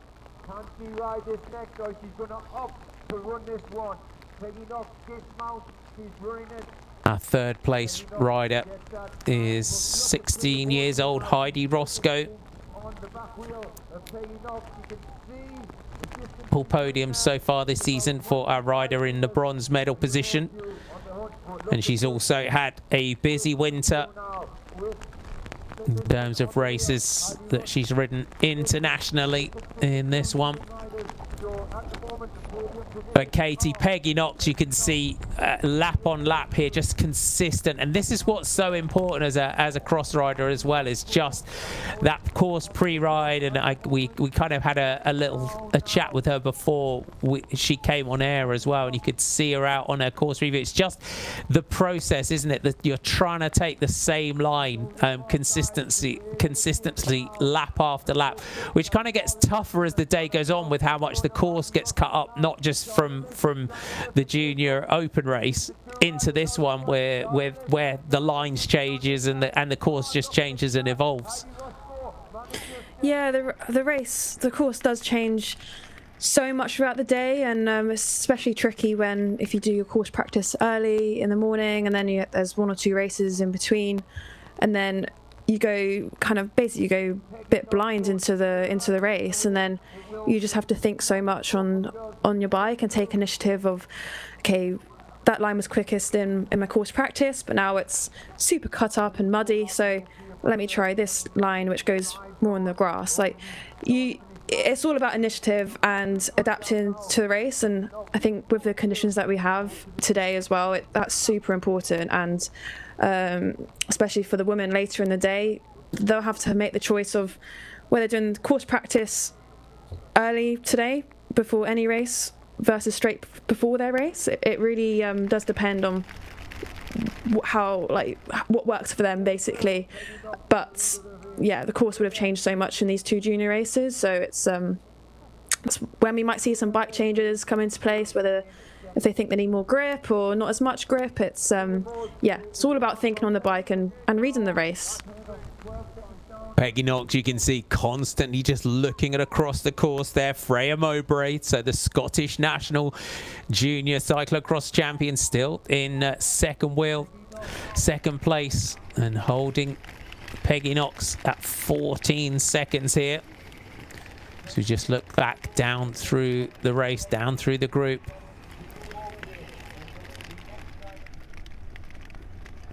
The rider there has got a long, lonely run to the pits. And we've seen this so many times so far today, and it's just making it to the pits, and the mechanicals that just creep in as the day goes on. It's so tough, isn't it, when you've got to run such a long way to the pits? Oh yes, it is tough, especially when you've got to carry your bike. It's makes it a lot harder than just going out for a run. I mean, we don't know how long she was running before that camera shot there, so yeah, not sure when she had that mechanical there, but yeah, it is tough running. Think about in your cycling shoes carrying the bike, and thankfully their bikes aren't covered in muds today, but some races it adds a couple kilograms to the bike weight, so yeah, it's not tricky. But as we can see here, does look like Freya is holding that gap really well, so it's not letting it go out much further. The gap, so she seems like she's closing just a little bit here at the moment, Freya Mowbray. So we've definitely, as Peggy Knox hits the sand, we've definitely got a race on our hands here. Yeah, I was thinking it does look like she is closing that gap a bit. I mean, seeing that straight, yeah, that's straight there. She, Peggy does have a considerable gap there, but no, Freya's definitely holding her in her sights anyway, and both riders are looking very strong. But Freya, being not on many people's radar, she does look very good today. And that's the thing within every country. The domestic scene is so important, and for riders, especially as juniors, it's just consistent racing, isn't it? And I know they've got such a huge cyclocross scene, as we just see Peggy Knox come in for a bike change. But in Scotland, I mean, you look at Cameron Mason coming through. I mean, the Scottish sort of national scene and just having those Scottish national championships as well. It's great prep for these British titles as well, because it's another day of peaking for that day and going through the sort of championship process. Yeah, it is great, and especially with the juniors, just being able to deal with that extra pressure. It's a lot, like when you're that sort of age, and dealing with the pressure which you put on yourself to perform on one day when anything can happen. It will definitely help those Scottish riders a lot. to come into the national champs race like today. So yeah, definitely can see how that will benefit them. Peggy Knox with 3 laps to go has got a decent advantage, but you can see our rider in the light blue with the white shoulders and the pink helmet is pushing her close here, because this gap, while decent advantage, not super comfortable in terms of the lead. And you can see here, we can constantly just checking across the course is Peggy Knox, just to see where her chaser is, and is she starting to get back on terms. And in this situation for Freya Mowbray, 3 laps to go, you got to kind of now when we come through the line with 2 laps to go and into that final lap, you've just got to kind of hit it, haven't you, one more time, just to see if you can force those errors from your rider in front of you and just try and pull a surprise here. Yeah, and I think it will really affect the fact that which they can see each other as they're racing. Practically sort of like can see each other's facial expressions as they pass each other, and I think Peggy will probably be feeling that pressure now, seeing that she's not really gaining too much on Freya there. And yeah, she'll definitely have to try and stay as calm as she can as she tackles these remaining laps. She will. So our order through the line: Freya Knox from Freya Mowbray, Peggy Knox from Freya Mowbray, Charlotte Lisserman currently in the bronze medal position. Then we've got Heidi Roscoe's dropped down to 4th, Isla Pattinson in 5th, Iris Gray in 6th, Georgia Mahoney up there in 7th, and then Katie Colling currently in 8th place. Here, if you're joining us for the first time today, welcome aboard. It's the Lloyds National Cyclo-Cross Championships here in South Shields. A great 2.8 kilometre course right on the banks of the North Sea. It is a chilly, wet day for the riders, and our leader here in the junior female category is Peggy Knox, who's currently leading in this title race from Freya Mowbray, the Scottish rider, in 2nd place. And you can see her there, those light blue colours with the white shoulders and the pink helmet. Not a rider that we had up there initially in terms of the coming into this one, but you look at those Scottish National Championships and the big cyclocross scene up in Scotland would definitely put a Scottish champion up there as a potential medalist in these championships, and Freya Mowbray is proving to be just that here. We are here around 2.5 laps to go roughly in this one, and it is Vicious Velo's Peggy Knox, the pre-race favourite, coming into this one, who is leading, but Freya Mowbray really pushing her close here in this one in terms of this gap. Freya's having a great race today. She does come from a mountain bike background, so knowing how to handle her bike well technically definitely is an advantage for her today. Just with these slippery conditions around the corners, she just letting her bike sort of move underneath her, and it's yeah, it's definitely working well for her, and she's definitely holding that gap, so doing a great job. And that's the thing with especially with the juniors, especially with youngsters, you know, within multi-discipline riders, it is at this stage, it's mixing up your disciplines, isn't it? And every discipline just adds something to you as a rider, and coming from that mountain bike background as well, you take so many skills into cyclocross, don't you? We see that, you know, with Yolanda Neff, don't we, is probably the biggest name that we see as well, dropping in and out of women's pro cyclocross this winter, and just what the mountain bike background just does to her skill set.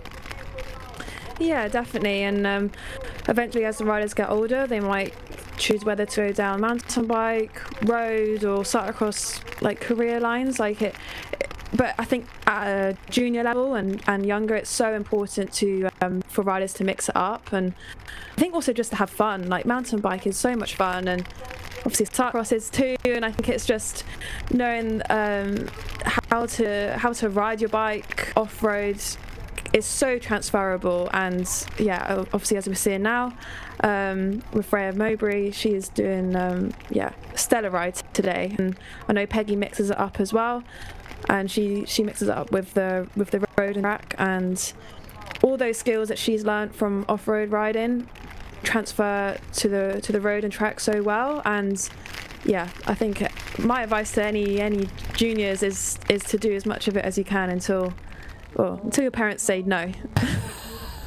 Is that just till all the bikes get too expensive or the garage runs out of room? Probably a mix of both, I would say. It is, and the Vicious Velo team as well. They've got a real long history in cyclocross as well. Vicious Velo, and I've got to say, Vicious Velo, one of the coolest kits out there. Vicious Velo. It's definitely one of the most eye-catching kits, that team. Yeah, it's great for cyclocross as well. And when you usually get covered in mud, it's really easy to spot. And yeah, you have to get a lot of mud on that kit to make it hard to spot.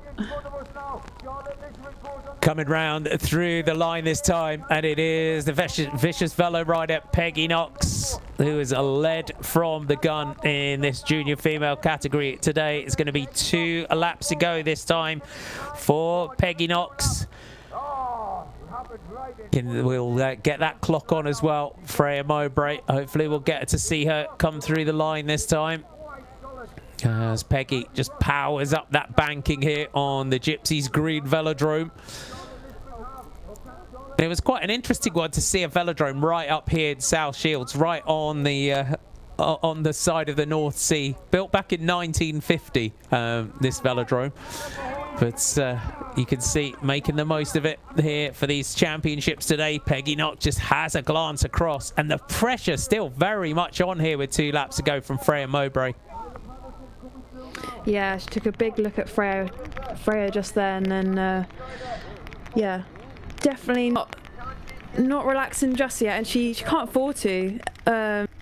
Yeah, this course, it's mistakes do punish the riders pretty hard, and if Peggy was to slip out or something, then I'm sure Freya would be right on her wheels. So yeah, she just got to stay as calm as she can, and just take the race as it comes.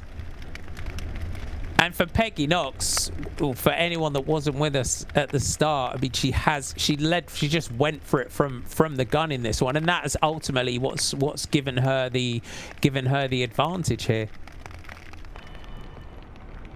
Yeah, and we often see that in how she races. She just has that raw power to be able to get away in the start, and I mean, effectively just hold off everyone in the race. So we just see her coming up the sandbank here. See, as the race goes on, riders will have to dismount earlier and earlier because the fatigue comes in, and we see Freya come at the bank as well. Freya really, I really think this is an exciting watch, because I think Freya is looking very strong today, and we just see it's 10 seconds there between them, and yeah, Freya is not letting that gap go out anymore. Into the stand trap for Peggy Knox, 10 seconds, so a couple of seconds pulled back there for Freya Mowbray. So also the Scottish junior cross-country Olympic champion as well. So as Katie Scott said, she mixes up between the disciplines, multiple Scottish champion, and a lot of the as well, multiple wins on the mountain bike last season. She's also had a lot of wins this winter up in Scotland on the cyclocross bike, and just unfortunately there has had to have a dismount of the end of the sand trap there, as Peggy Knox just comes in for a bike change. We're here with 2 to go, maybe just wants some fresh tyres and a clean bike. Yeah, possibly. I think that's her second or third bike change now, so be interested to know the reason behind why she's changing. It could possibly be she just wants a fresh set of tyres, probably on a course like this where it's so slick. That actually might be the case, but yeah, I mean, she's got the gap to be able to do that, so yeah, she has got a big gap now, we can see. And the advantage here on the pits today is you've got a roaring tailwind through the pits today. It's our weather today in terms of our wind, 29 to 38 km/h, southerly gusts. So you can see the flags and the way they're blowing down through the pits. But it does look like that mistake at the end of the sand has been costly here for Freya Mowbray. Yeah, I think that's really held her up, and it's a good feature to have, that long sand pit. Like, it really does show riders who can't keep that momentum through the sand and have to get off, or you basically just come to a standstill if you come out of one of the ruts in the sand there. And I think that's what happened with Freya there, and she just had to run that far. And yeah, it's definitely she's definitely paying the price for it now.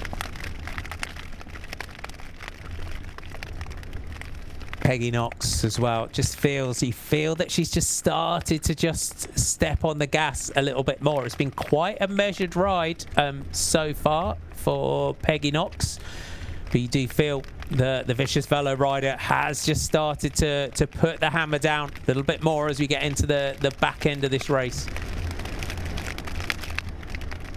Yeah, we can see fatigue starting to come in as well. She's moving her body around a bit more, bobbing her head around a bit. I think that just comes naturally when you're coming towards the end of the race.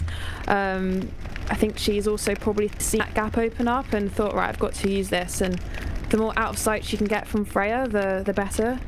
See there. So now Freya can see that the gap which Peggy now has, and that would probably go into Freya's mind that she probably subconsciously might not be trying as hard to close that gap, because it's definitely well over 10 seconds now.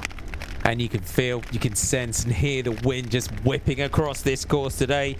So our order through the line: Peggy Knox still from Freya Mowbray, Charlotte Lisserman still in that bronze medal position with Isla Pattinson and Iris Gray behind. Then we've got Georgia Mahoney and Katie Colling. Those are the group behind. You're just joining us. It's 2 laps to go here in the junior women's race here at the Lloyds National Cyclo-Cross Championships. And it's pre-race favourite Peggy Knox, who's had a phenomenal winter so far this year, who is leading out. First year junior Peggy Knox, twice national champion as a youth in cyclocross. Started the season, we're doing a triple of wins in the Hope Supercross. Followed that up, took a second over in Ruddervoorde in the Super Prestige. That was a shape of things to come as she started to dip into the international racing. Took 10th in the European Championships, and then came back third, making that podium at the Super Prestige in Hullegem at the beginning of January. You could see that form has held throughout the season. We're getting that gap now. 25 seconds is that gap here from Peggy Knox, so she really has hit the gas here with 2 laps to go.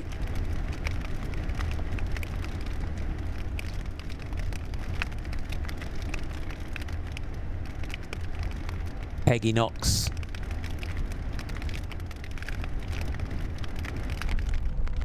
Circuit. Old and wet and windy here in South Shields.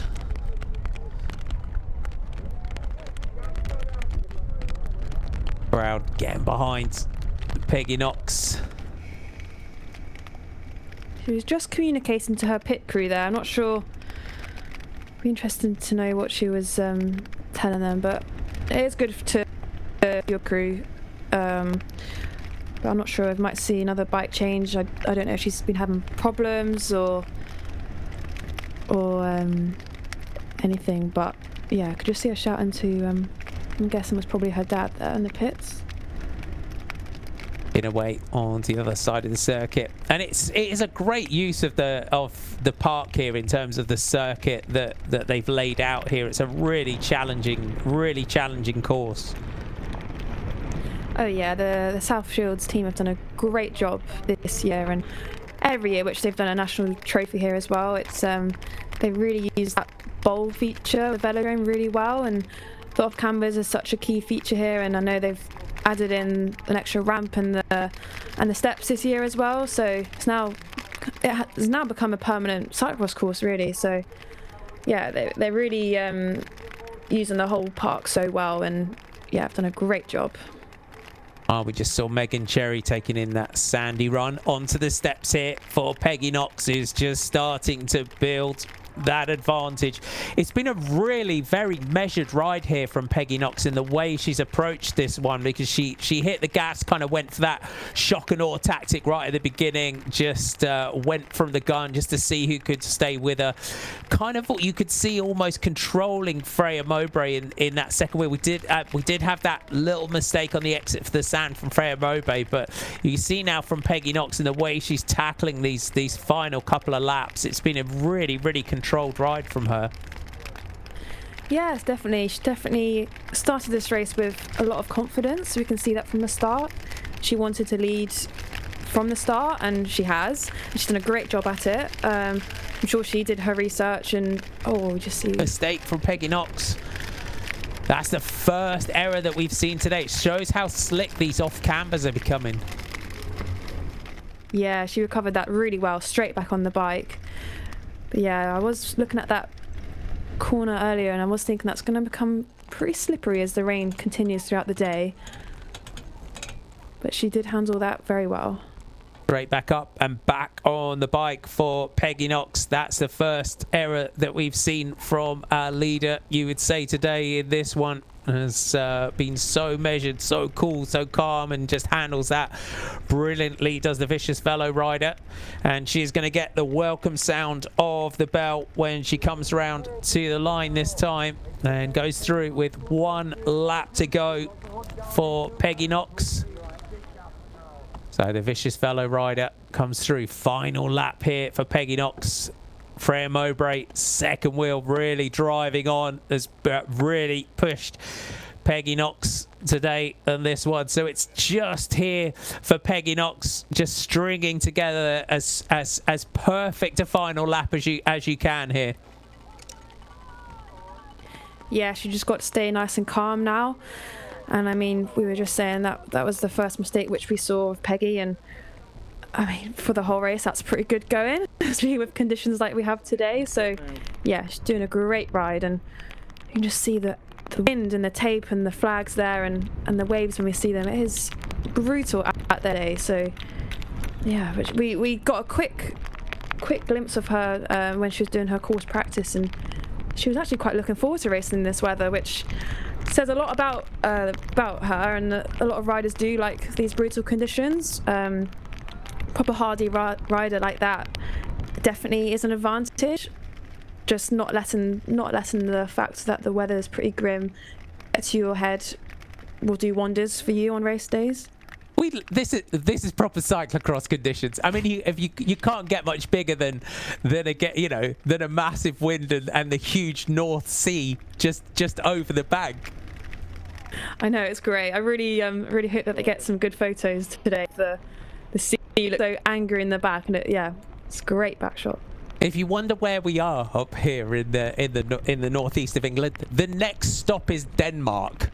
When you look on the map, Denmark, and then a little bit up to Norway is the next stop in this one. We go on to the sandy run up. Peggy Knox remounts at the top. Freya Mowbray, you can see, is still challenging second in that silver medal position here for the Scottish rider. Runs to the top. You can really feel the fatigue of this sandy run up here.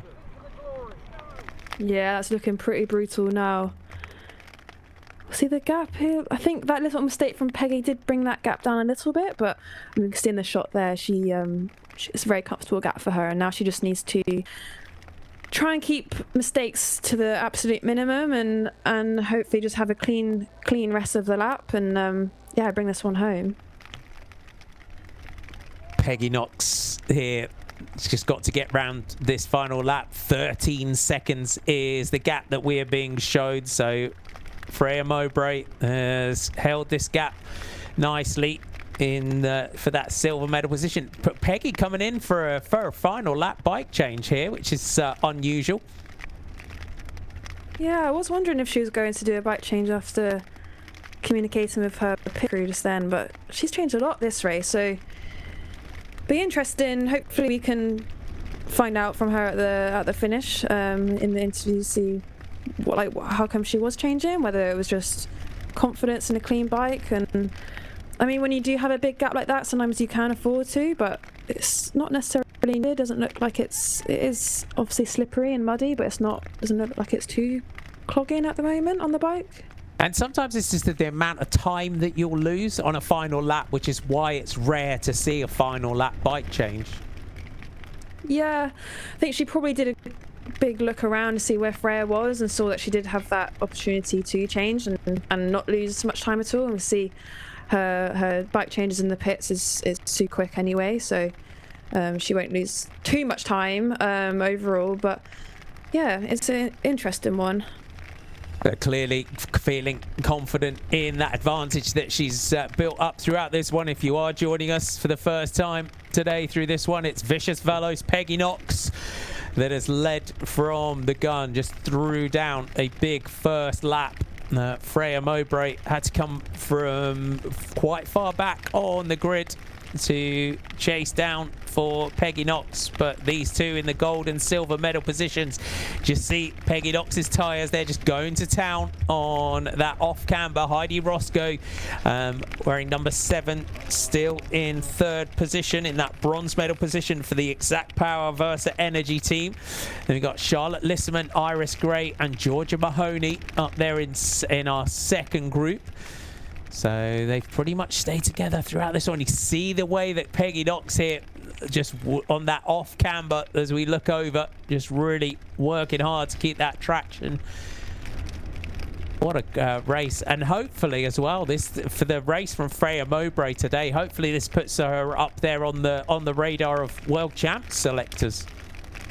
Oh yeah, definitely. No, that'd be great to see her go to world champs. I think she's put in a great ride today, and she's showing that she can be up there. And I think possibly if she did have was starting on the front row, it might have been a bit of a different race for her, but it probably wouldn't make too much of a difference. There wasn't that start list was under 20 anyway, so she wouldn't have had too much of a disadvantage there with the start. But hopefully she can just take a lot of confidence from today and forward into hopefully more cyclocross races from her. Indeed, we got mixing the mountain bike and the cyclocross. So as we said, where we are here in the northeast of England, it does make it easier as well for those riders coming from places like Scotland to drop in and ride them. And then you've got riders like Peggy coming up to Vicious Velo, are a London-based team, aren't they? So south of England-based Peggy Knox. So it's a battle of north and south here. Yeah, it really is. It's a great battle as well that we're watching. And we came into this, as we said, last year's champion Zoe Roach riding up in the elite and under 23 women's race later on today. But Freya Mowbray in 2nd place here in that silver medal position in that blue and white jersey of the Scotia off-road team has really pushed Peggy Knox well in this junior women's title here today in South Shields. Peggy Knox, cool, calm, comfortable in the lead here. It's some tricky sections to come, but she's just edging that gap back out again, 17 seconds. Yeah, gap does keep growing, and we just saw her taking a look at where Freya was then. And she's just taken all that confidence from the gap, which is now growing out, and she's just channeling that into the rest of her race here. And yeah, she's doing a great job, and she's looking very, very strong today. It's really as well testament to the mental strength of juniors, as well as one thing coming in as the pre-race favourite. It's another thing entirely when you just soak up that pressure and put in a ride like this. Yeah, she's dealing with the pressure so well, and you can just see how she's riding. She's so composed and definitely riding very maturely for her age. Like she's riding like she's got a lot of years of racing in the legs. So yeah, it's great to see a junior rider race like how she is, and yeah, she's doing a really good job.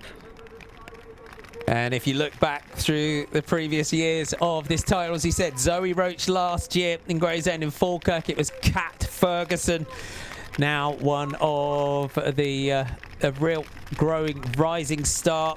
Multiple world champion Kat Ferguson now with the team of Movistar. We've had Imogen Wolf, who's made such a huge impact on the road in the team of Visma Leasebike, the team of Marina Voss, Ella McLean-Howell, taking it in 2022, and then Millie Cousins, the national road champion, and really you would say a important rider for the Fenix de Koenig team on the road. So Peggy Knox here as well. When we look at the last few years of British juniors, Zoe Backstead and where she is, she's really following here in the wheel tracks of riders that are going on to the biggest races in the world and the biggest stage. Yeah, no, it just clearly shows the development of women's cyclocross here in Great Britain. Yeah, with all those names which you said just then, like, see where they are now, and it's their riders who Peggy and the likes of Zoe will look up to and probably see themselves there one day as well. So yeah, it's great to see the development here.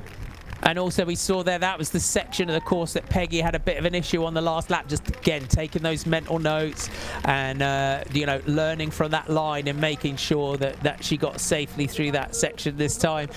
Peggy Knox though is going to drop down on to the velodrome here in South Shields, takes that moment to zip up the jersey, and this is a huge moment for Peggy Knox.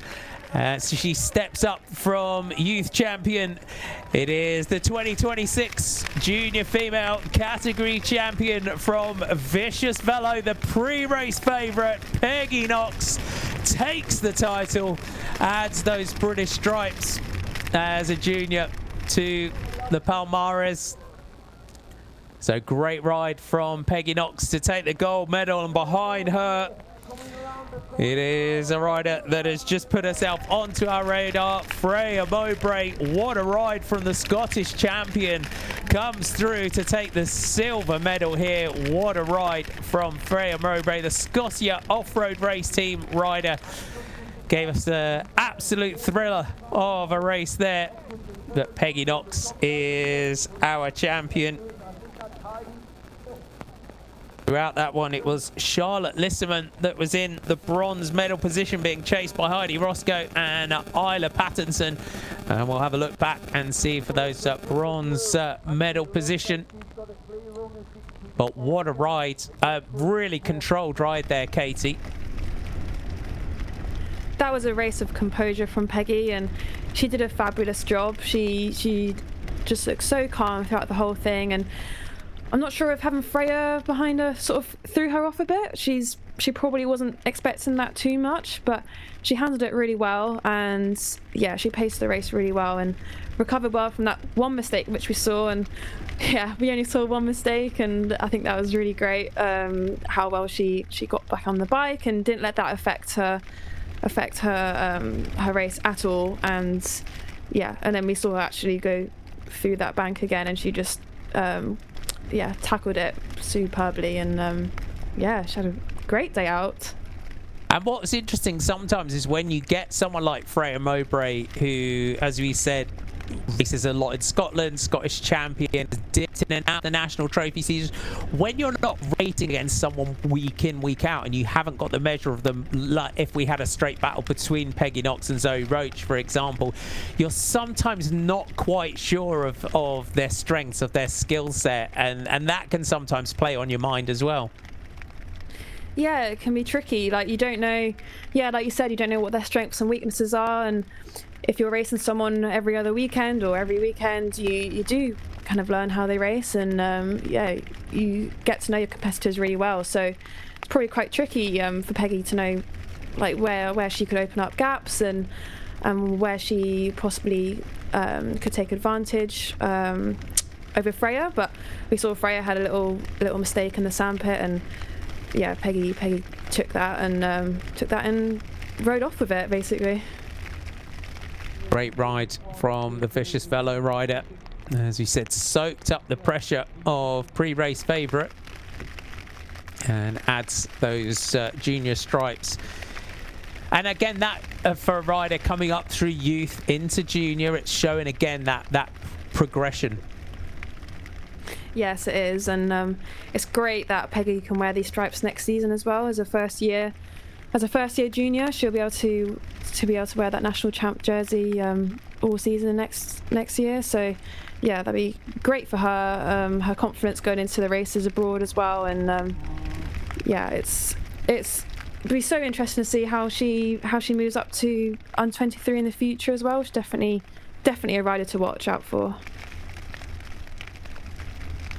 And I think looking at Peggy and looking at there's a really interesting group of riders across the world at the moment. I think as it always is, I think the World Junior Women's Cyclo-Cross is going to be just going to be one to watch this season. Yeah, I think so, and I think it's amazing that these juniors are getting their own races as well, and we're seeing that more and more, and hopefully over the years to come that only increases, and then that just allows more juniors to turn up to these races and get that experience. And yeah, no, it's great to see. And because it's not the Junior Women's World Championships is a pretty young race as well, isn't it? It's not been around for very long. No, it hasn't. And before, like for example, when I was racing as a junior, I'd have to race with the elites, and such a different ball game there. And I think for the juniors to have their own opportunity, their own national champs and world champs, it's really great to see. And yeah, it means so much for them as well to be able to wear that national champs jersey in those races. So yeah, it's brilliant. 2020 was the first World Junior Women's Championship, and if you look at that race and you look at the riders with Shirin van Anrooy, she was the first ever Junior Women's World Champion. Puk Pieterse was second, Maddie Munro was third, Millie Cousins, Fem van Empel, Marie Schreiber, to name just a few of the riders in the top 10. It showed just how much when we started to get those junior championships, those riders just went on to amazing things, because it's so important, isn't it, to race against your peers? Because when you're coming in as a 16-year-old and you're a junior and you're racing against Lucinda Brand and you're coming in and you're racing against Marianne Vos and riders like that, aren't you? Yeah, it can be pretty daunting, but yeah, it's great. You just got to look at where those riders are now, and yeah, it's just the development of cyclocross is really great, and yeah, can only hope that it continues to grow in the right way. And by the looks of how things went today and going today, it definitely looks like it's going in the right direction. Well, it's the best sport in the world, isn't it? Well, it is, yes. That's why we love it. And here is Peggy Knox. This is your second national title in 2 years, isn't it? Because you won. Peggy Knox, we're here in South Shields, a very wet South Shields, and you're the new national champion for the junior women. How was that race for you? It was good.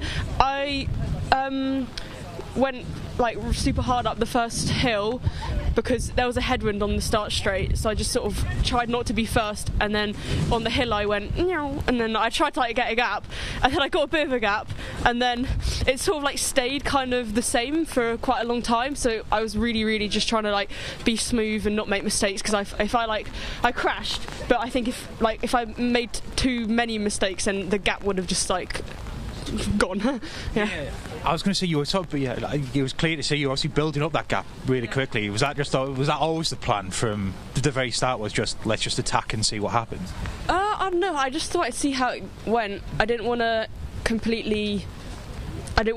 blow the doors off like super duper soon, but then I didn't want to like, I don't know, I just wanted to see what the race was like, how people were feeling a bit, or how it played out at the start, because usually I don't get a very good start. Sometimes I struggle to clip in, so I felt like because of the headwind, even if I made a little bit of a mistake, then I could regain it on the hill, because I like the hill. Yeah. And obviously this is the second national title in 2 years as well. I mean, you're on a bit of a roll in the national championships now. Yeah, thanks. And you know, we're a few weeks off from the finish of the season. Have you got any plans for the next couple of weeks? I've got I think a World Cup and then hopefully World Champs.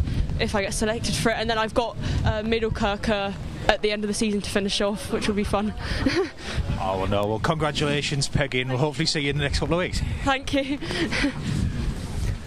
Peggy Knox interview. What a brilliant interview. I love her energy. I love that. I was giggling through that. It's great. I think that every rider should do sound effects like that. Definitely, but that, you know, I mean, I draw comparisons from that interview. You never want to get kind of that sort of energy that Zoe Backstead always has when she's interviewed. Yeah, just super like down to earth and humble, isn't she? And Peggy, I'm sure you will be selected for World Champs. Yes, definitely. We want to see that, and this is why it's always such a joy to be able to bring the junior championships, isn't it, and show our youngsters and our stars as the future, not just as riders, but their personalities and the whole rider. Yeah, it is. Like, we don't get to see it that often, and yeah, just from that snippet of conversation with Peggy there, like. It's great to get to know the athletes a bit better, and yeah, no, that was a great interview. But so for youngsters as well, it's these just not just the racing, but being interviewed afterwards is such a big thing in terms of being able to sort of give that an interview like that at the end of a tough race, being able to deal with the media and everything, and do TV interviews. It's a big thing. But let's go. We're gonna, I think, hopefully hear from our second place rider, Freya Mowbray. We're here with second place Freya Mowbray. Freya, how was that race for you? Yeah, it was good. The course was really good fun. I think I've not been riding my cross bike that much, so I raced last weekend, and I think I knew I was going quite well, but like I had no idea how I was going to stack up against anyone else, so I kind of just had to play it by how it started, and I started all right, but Peggy was just flying, so I don't know. I kept the gap pretty similar for a bit, and then lost a bit more in the middle. I was making quite a few mistakes just because I was not completely used to riding the cross bike, so. But yeah, it was really good fun. It wasn't actually as cold as I was thinking at the start. I was thinking about pinning my numbers just straight onto a rain jacket, but it actually wasn't that bad, which is quite nice. I was going to say, you mentioned Irvine last weekend was the fun round of the National Trophy. I mean, that was a very cold but dry race. This is not as cold but wet. I mean, it's two very different sort of conditions to tackle. Yeah, I'd say Irvine was definitely a lot more physical. Like, there was longer efforts, and whereas this, like, the whole sort of after the sandpit, it was all very technical. Like, you got a lot of recovery, but it was just so, you had to be so careful not to make mistakes, because I think it was worth just recovering a little bit on the pit straight, just so that to avoid making any mistakes on the techie stuff. And obviously we're closing on the end of the Cyclo-Cross season, a few weeks left. Have you got any more races in the diary, or do you not know yet? No, it's just prep for mountain bike season now. That starts in February, so yeah, no more cross this year. Oh, well, perfect. Well, thanks, Freya, and congratulations on second place too. Thank you. Great to hear from Freya Mowbray, and that's it. It's coming in. She just a little bit of cross. Didn't know how she was going to stack up, but what an absolutely sensational performance from silver medalist. Yeah, she just rocks up for fun, I guess. No, it was good to hear from her, and yeah, it was quite interesting hearing her talk about just recovering on those straights there, and that's a rider that knows what they're talking about. Really just reading where you can recover on a course like this is super important, and yeah, I mean, she's off on the mountain bike in February, so she's got places to be. Definitely. It may get a little bit of a phone call, you never know, to maybe rock in and do the World Championships as well. But that's the beauty of it as a junior, isn't it, as well, to be able to just have that kind of calm flexibility, and it's just as well that confidence to be able to prep where you are, you know, race the Scottish races and that final round of the national trophy, and just come here to the nationals and put in a performance like that. Yeah, I think if mountain biking is her priority, it's good for her to. She's just like having a bit of a selective program this winter before, obviously starting quite an early season of mountain biking. So, yeah, great for her to race today and hopefully see more of her in the future, and maybe even possibly world champs would be good. Yeah. We're here with third place Heidi Roscoe. Heidi, how was that race for you? It was really good, yeah. I really enjoyed it. Wasn't really expecting these conditions, but I prefer it when it's a bit slippy and muddy, so yeah, it was really fun. I wasn't really...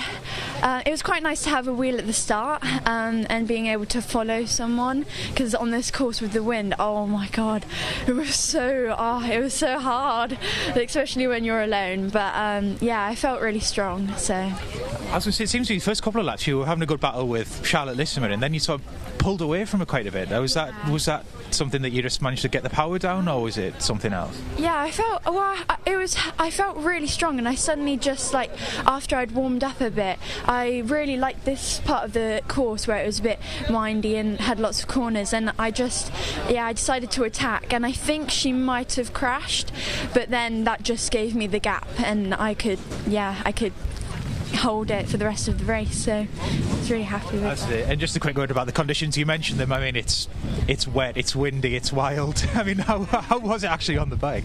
It was hard. It was really hard. It was really challenging, especially mentally as well. With the headwind, you just kind of have to persevere and try not to let your head go. But yeah, I definitely prefer it when it's like this, because yesterday it was so different today. So yeah, I like it like this. Oh no, well thanks so much, Heidi, and congratulations on third place too. Thank you. That Heidi Roscoe comes through to take the bronze medal. We did see that battle. It was sort of outside of where our camera shots, but again, another great performance, great analysis of the race and the course, and spoken like a true cross rider, loving these conditions. Yeah, and with a big smile on her face as well. No, it was great. Yeah, and she's only her first year, so great to hear how she found it, and yeah, great result from her. And that's just for our first year juniors coming through. I mean, they're coming through from the youth ranks, just stomping it into the juniors. Yeah, they really are. It's some really strong first year juniors this year, and yeah, Heidi's just one of them, and obviously so is Peggy. Our podium, Peggy Knox from Vicious Velo, Freya Mowbray from Scotia Off-Road Racing Team, and then Heidi Roscoe there from the Exact Power Versa Energy Team. So that was our first three, and here's our results. So our top 10 looks like this. Peggy Knox is our junior female champion ahead of Freya Mowbray. Heidi Roscoe takes the third. Iris Gray comes up to fourth place. Charlotte Lisserman, Georgia Mahoney, Isla Patterson, Katie Colling, Megan Cherry, and Scarlett Ford, our top 10. So on to the podium.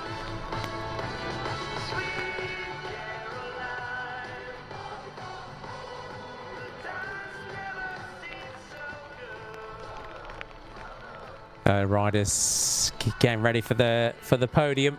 We've got to keep warm in what is a chilly day here in South Shields. Put the shout out, please, for Samuel Stacey. Look at the night.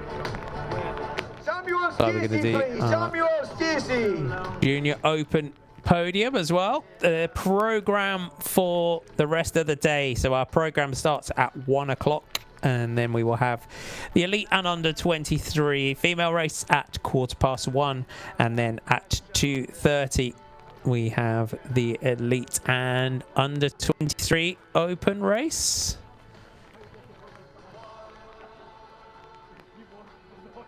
Riders just with podium, probably huddled inside the car or the camper with a cup of tea somewhere. Some of our riders, Katie. Yeah, no, definitely. Everyone will probably be wanting to get a shower straight away. Probably pretty cold by now, but yeah, hopefully they are all behind that stage. Didn't see our junior open race. What a battle we had in that one. It was a great race as well.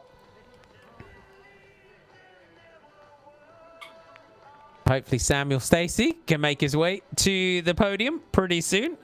And I think looking at both of these races, we look at the future of British cyclocross, and it's very, very, very, very bright looking at both the races we've had so far this morning.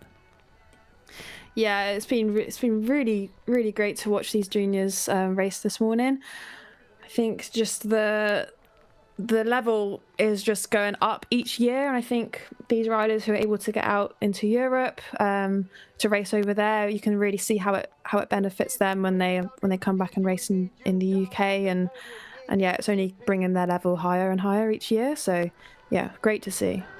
And it's also as well, when you look, it's so good for national championships to move around the country in the way that we are, and great to have a nationals up here in the northeast.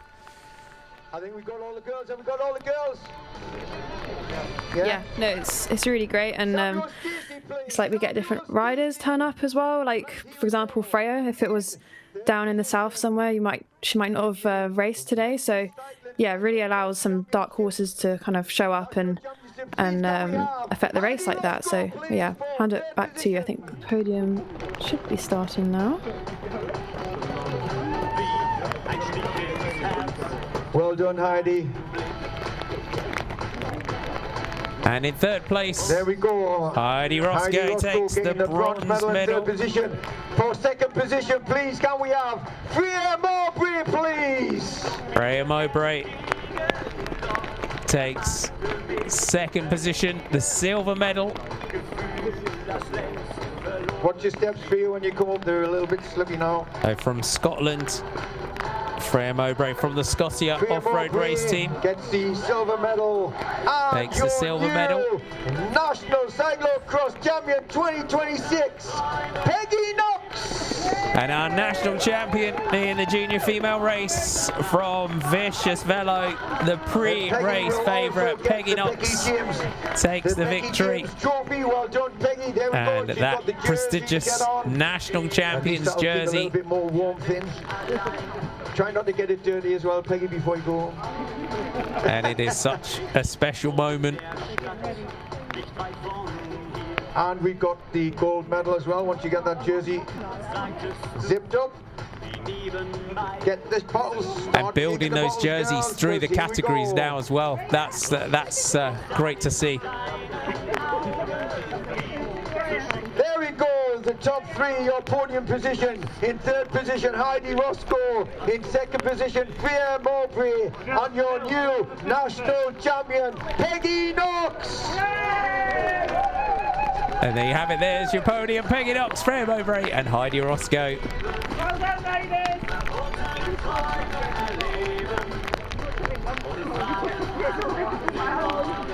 Got to watch these corks here. These are going to go for miles, potentially.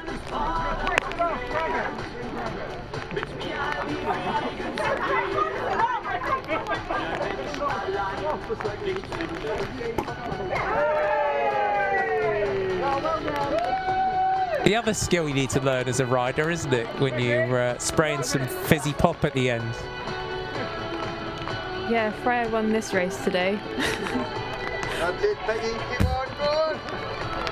Can Peggy get it?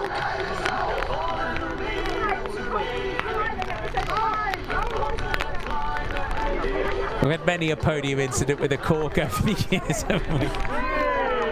There we go.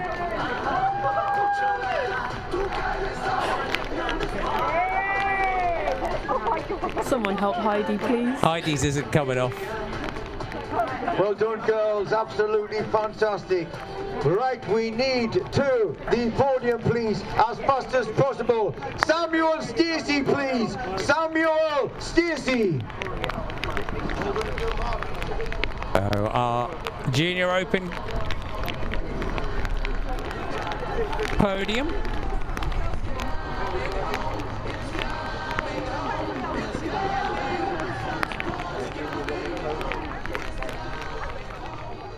And moving on with that one. So those are the first, this course, this conditions as we look ahead to the afternoon, Katie, as we wait for our Junior Open podium.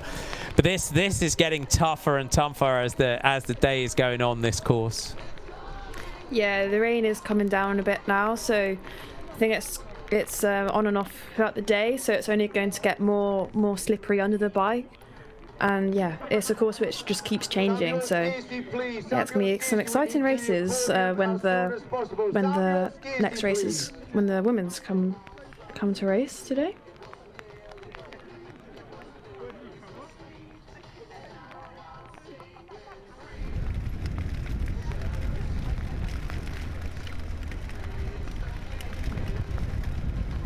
So 2 great junior races that we've had so far today.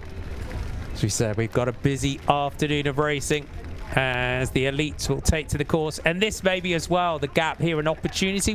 Katie, would you just do maybe another loop just to see how the course has changed since maybe a pre-ride this morning?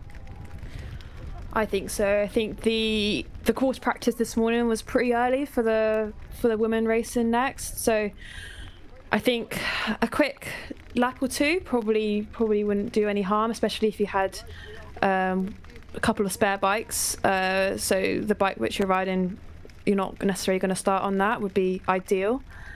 The conditions would definitely be more cut up by now. So yeah, we'll see some riders out practicing now, and that'll be a mixture of the women's and riders for the open race. Samuel Stacey takes 3rd spot.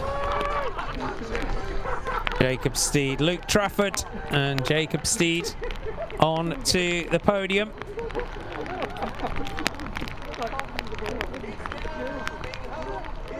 So Luke Trafford needs a big old jacket on there. Luke Trafford, he must be freezing. So 3rd position today was Samuel Stacey. 2nd position, Luke Trafford getting the silver medal, and the gold medal goes to Jacob Steed, your new national champion. What a race we had. Our new Junior Open national champion, Jacob Steed. Great performance as well from Luke Trafford in the silver medal position. Again, those podium photos, they pushed each other hard. It was an absolute thriller, wasn't it? Yeah, it was great race to watch. I think if anyone didn't get the chance to watch it, definitely rewind and give it a watch, because it was, yeah, very unpredictable racing today. So our elite female race will be coming up. We'll be back on air with you live at around 1 o'clock. Thanks for your company. We'll see you in a little while. From Martin McDonald and Katie Scott, we'll see you soon. Bye for now.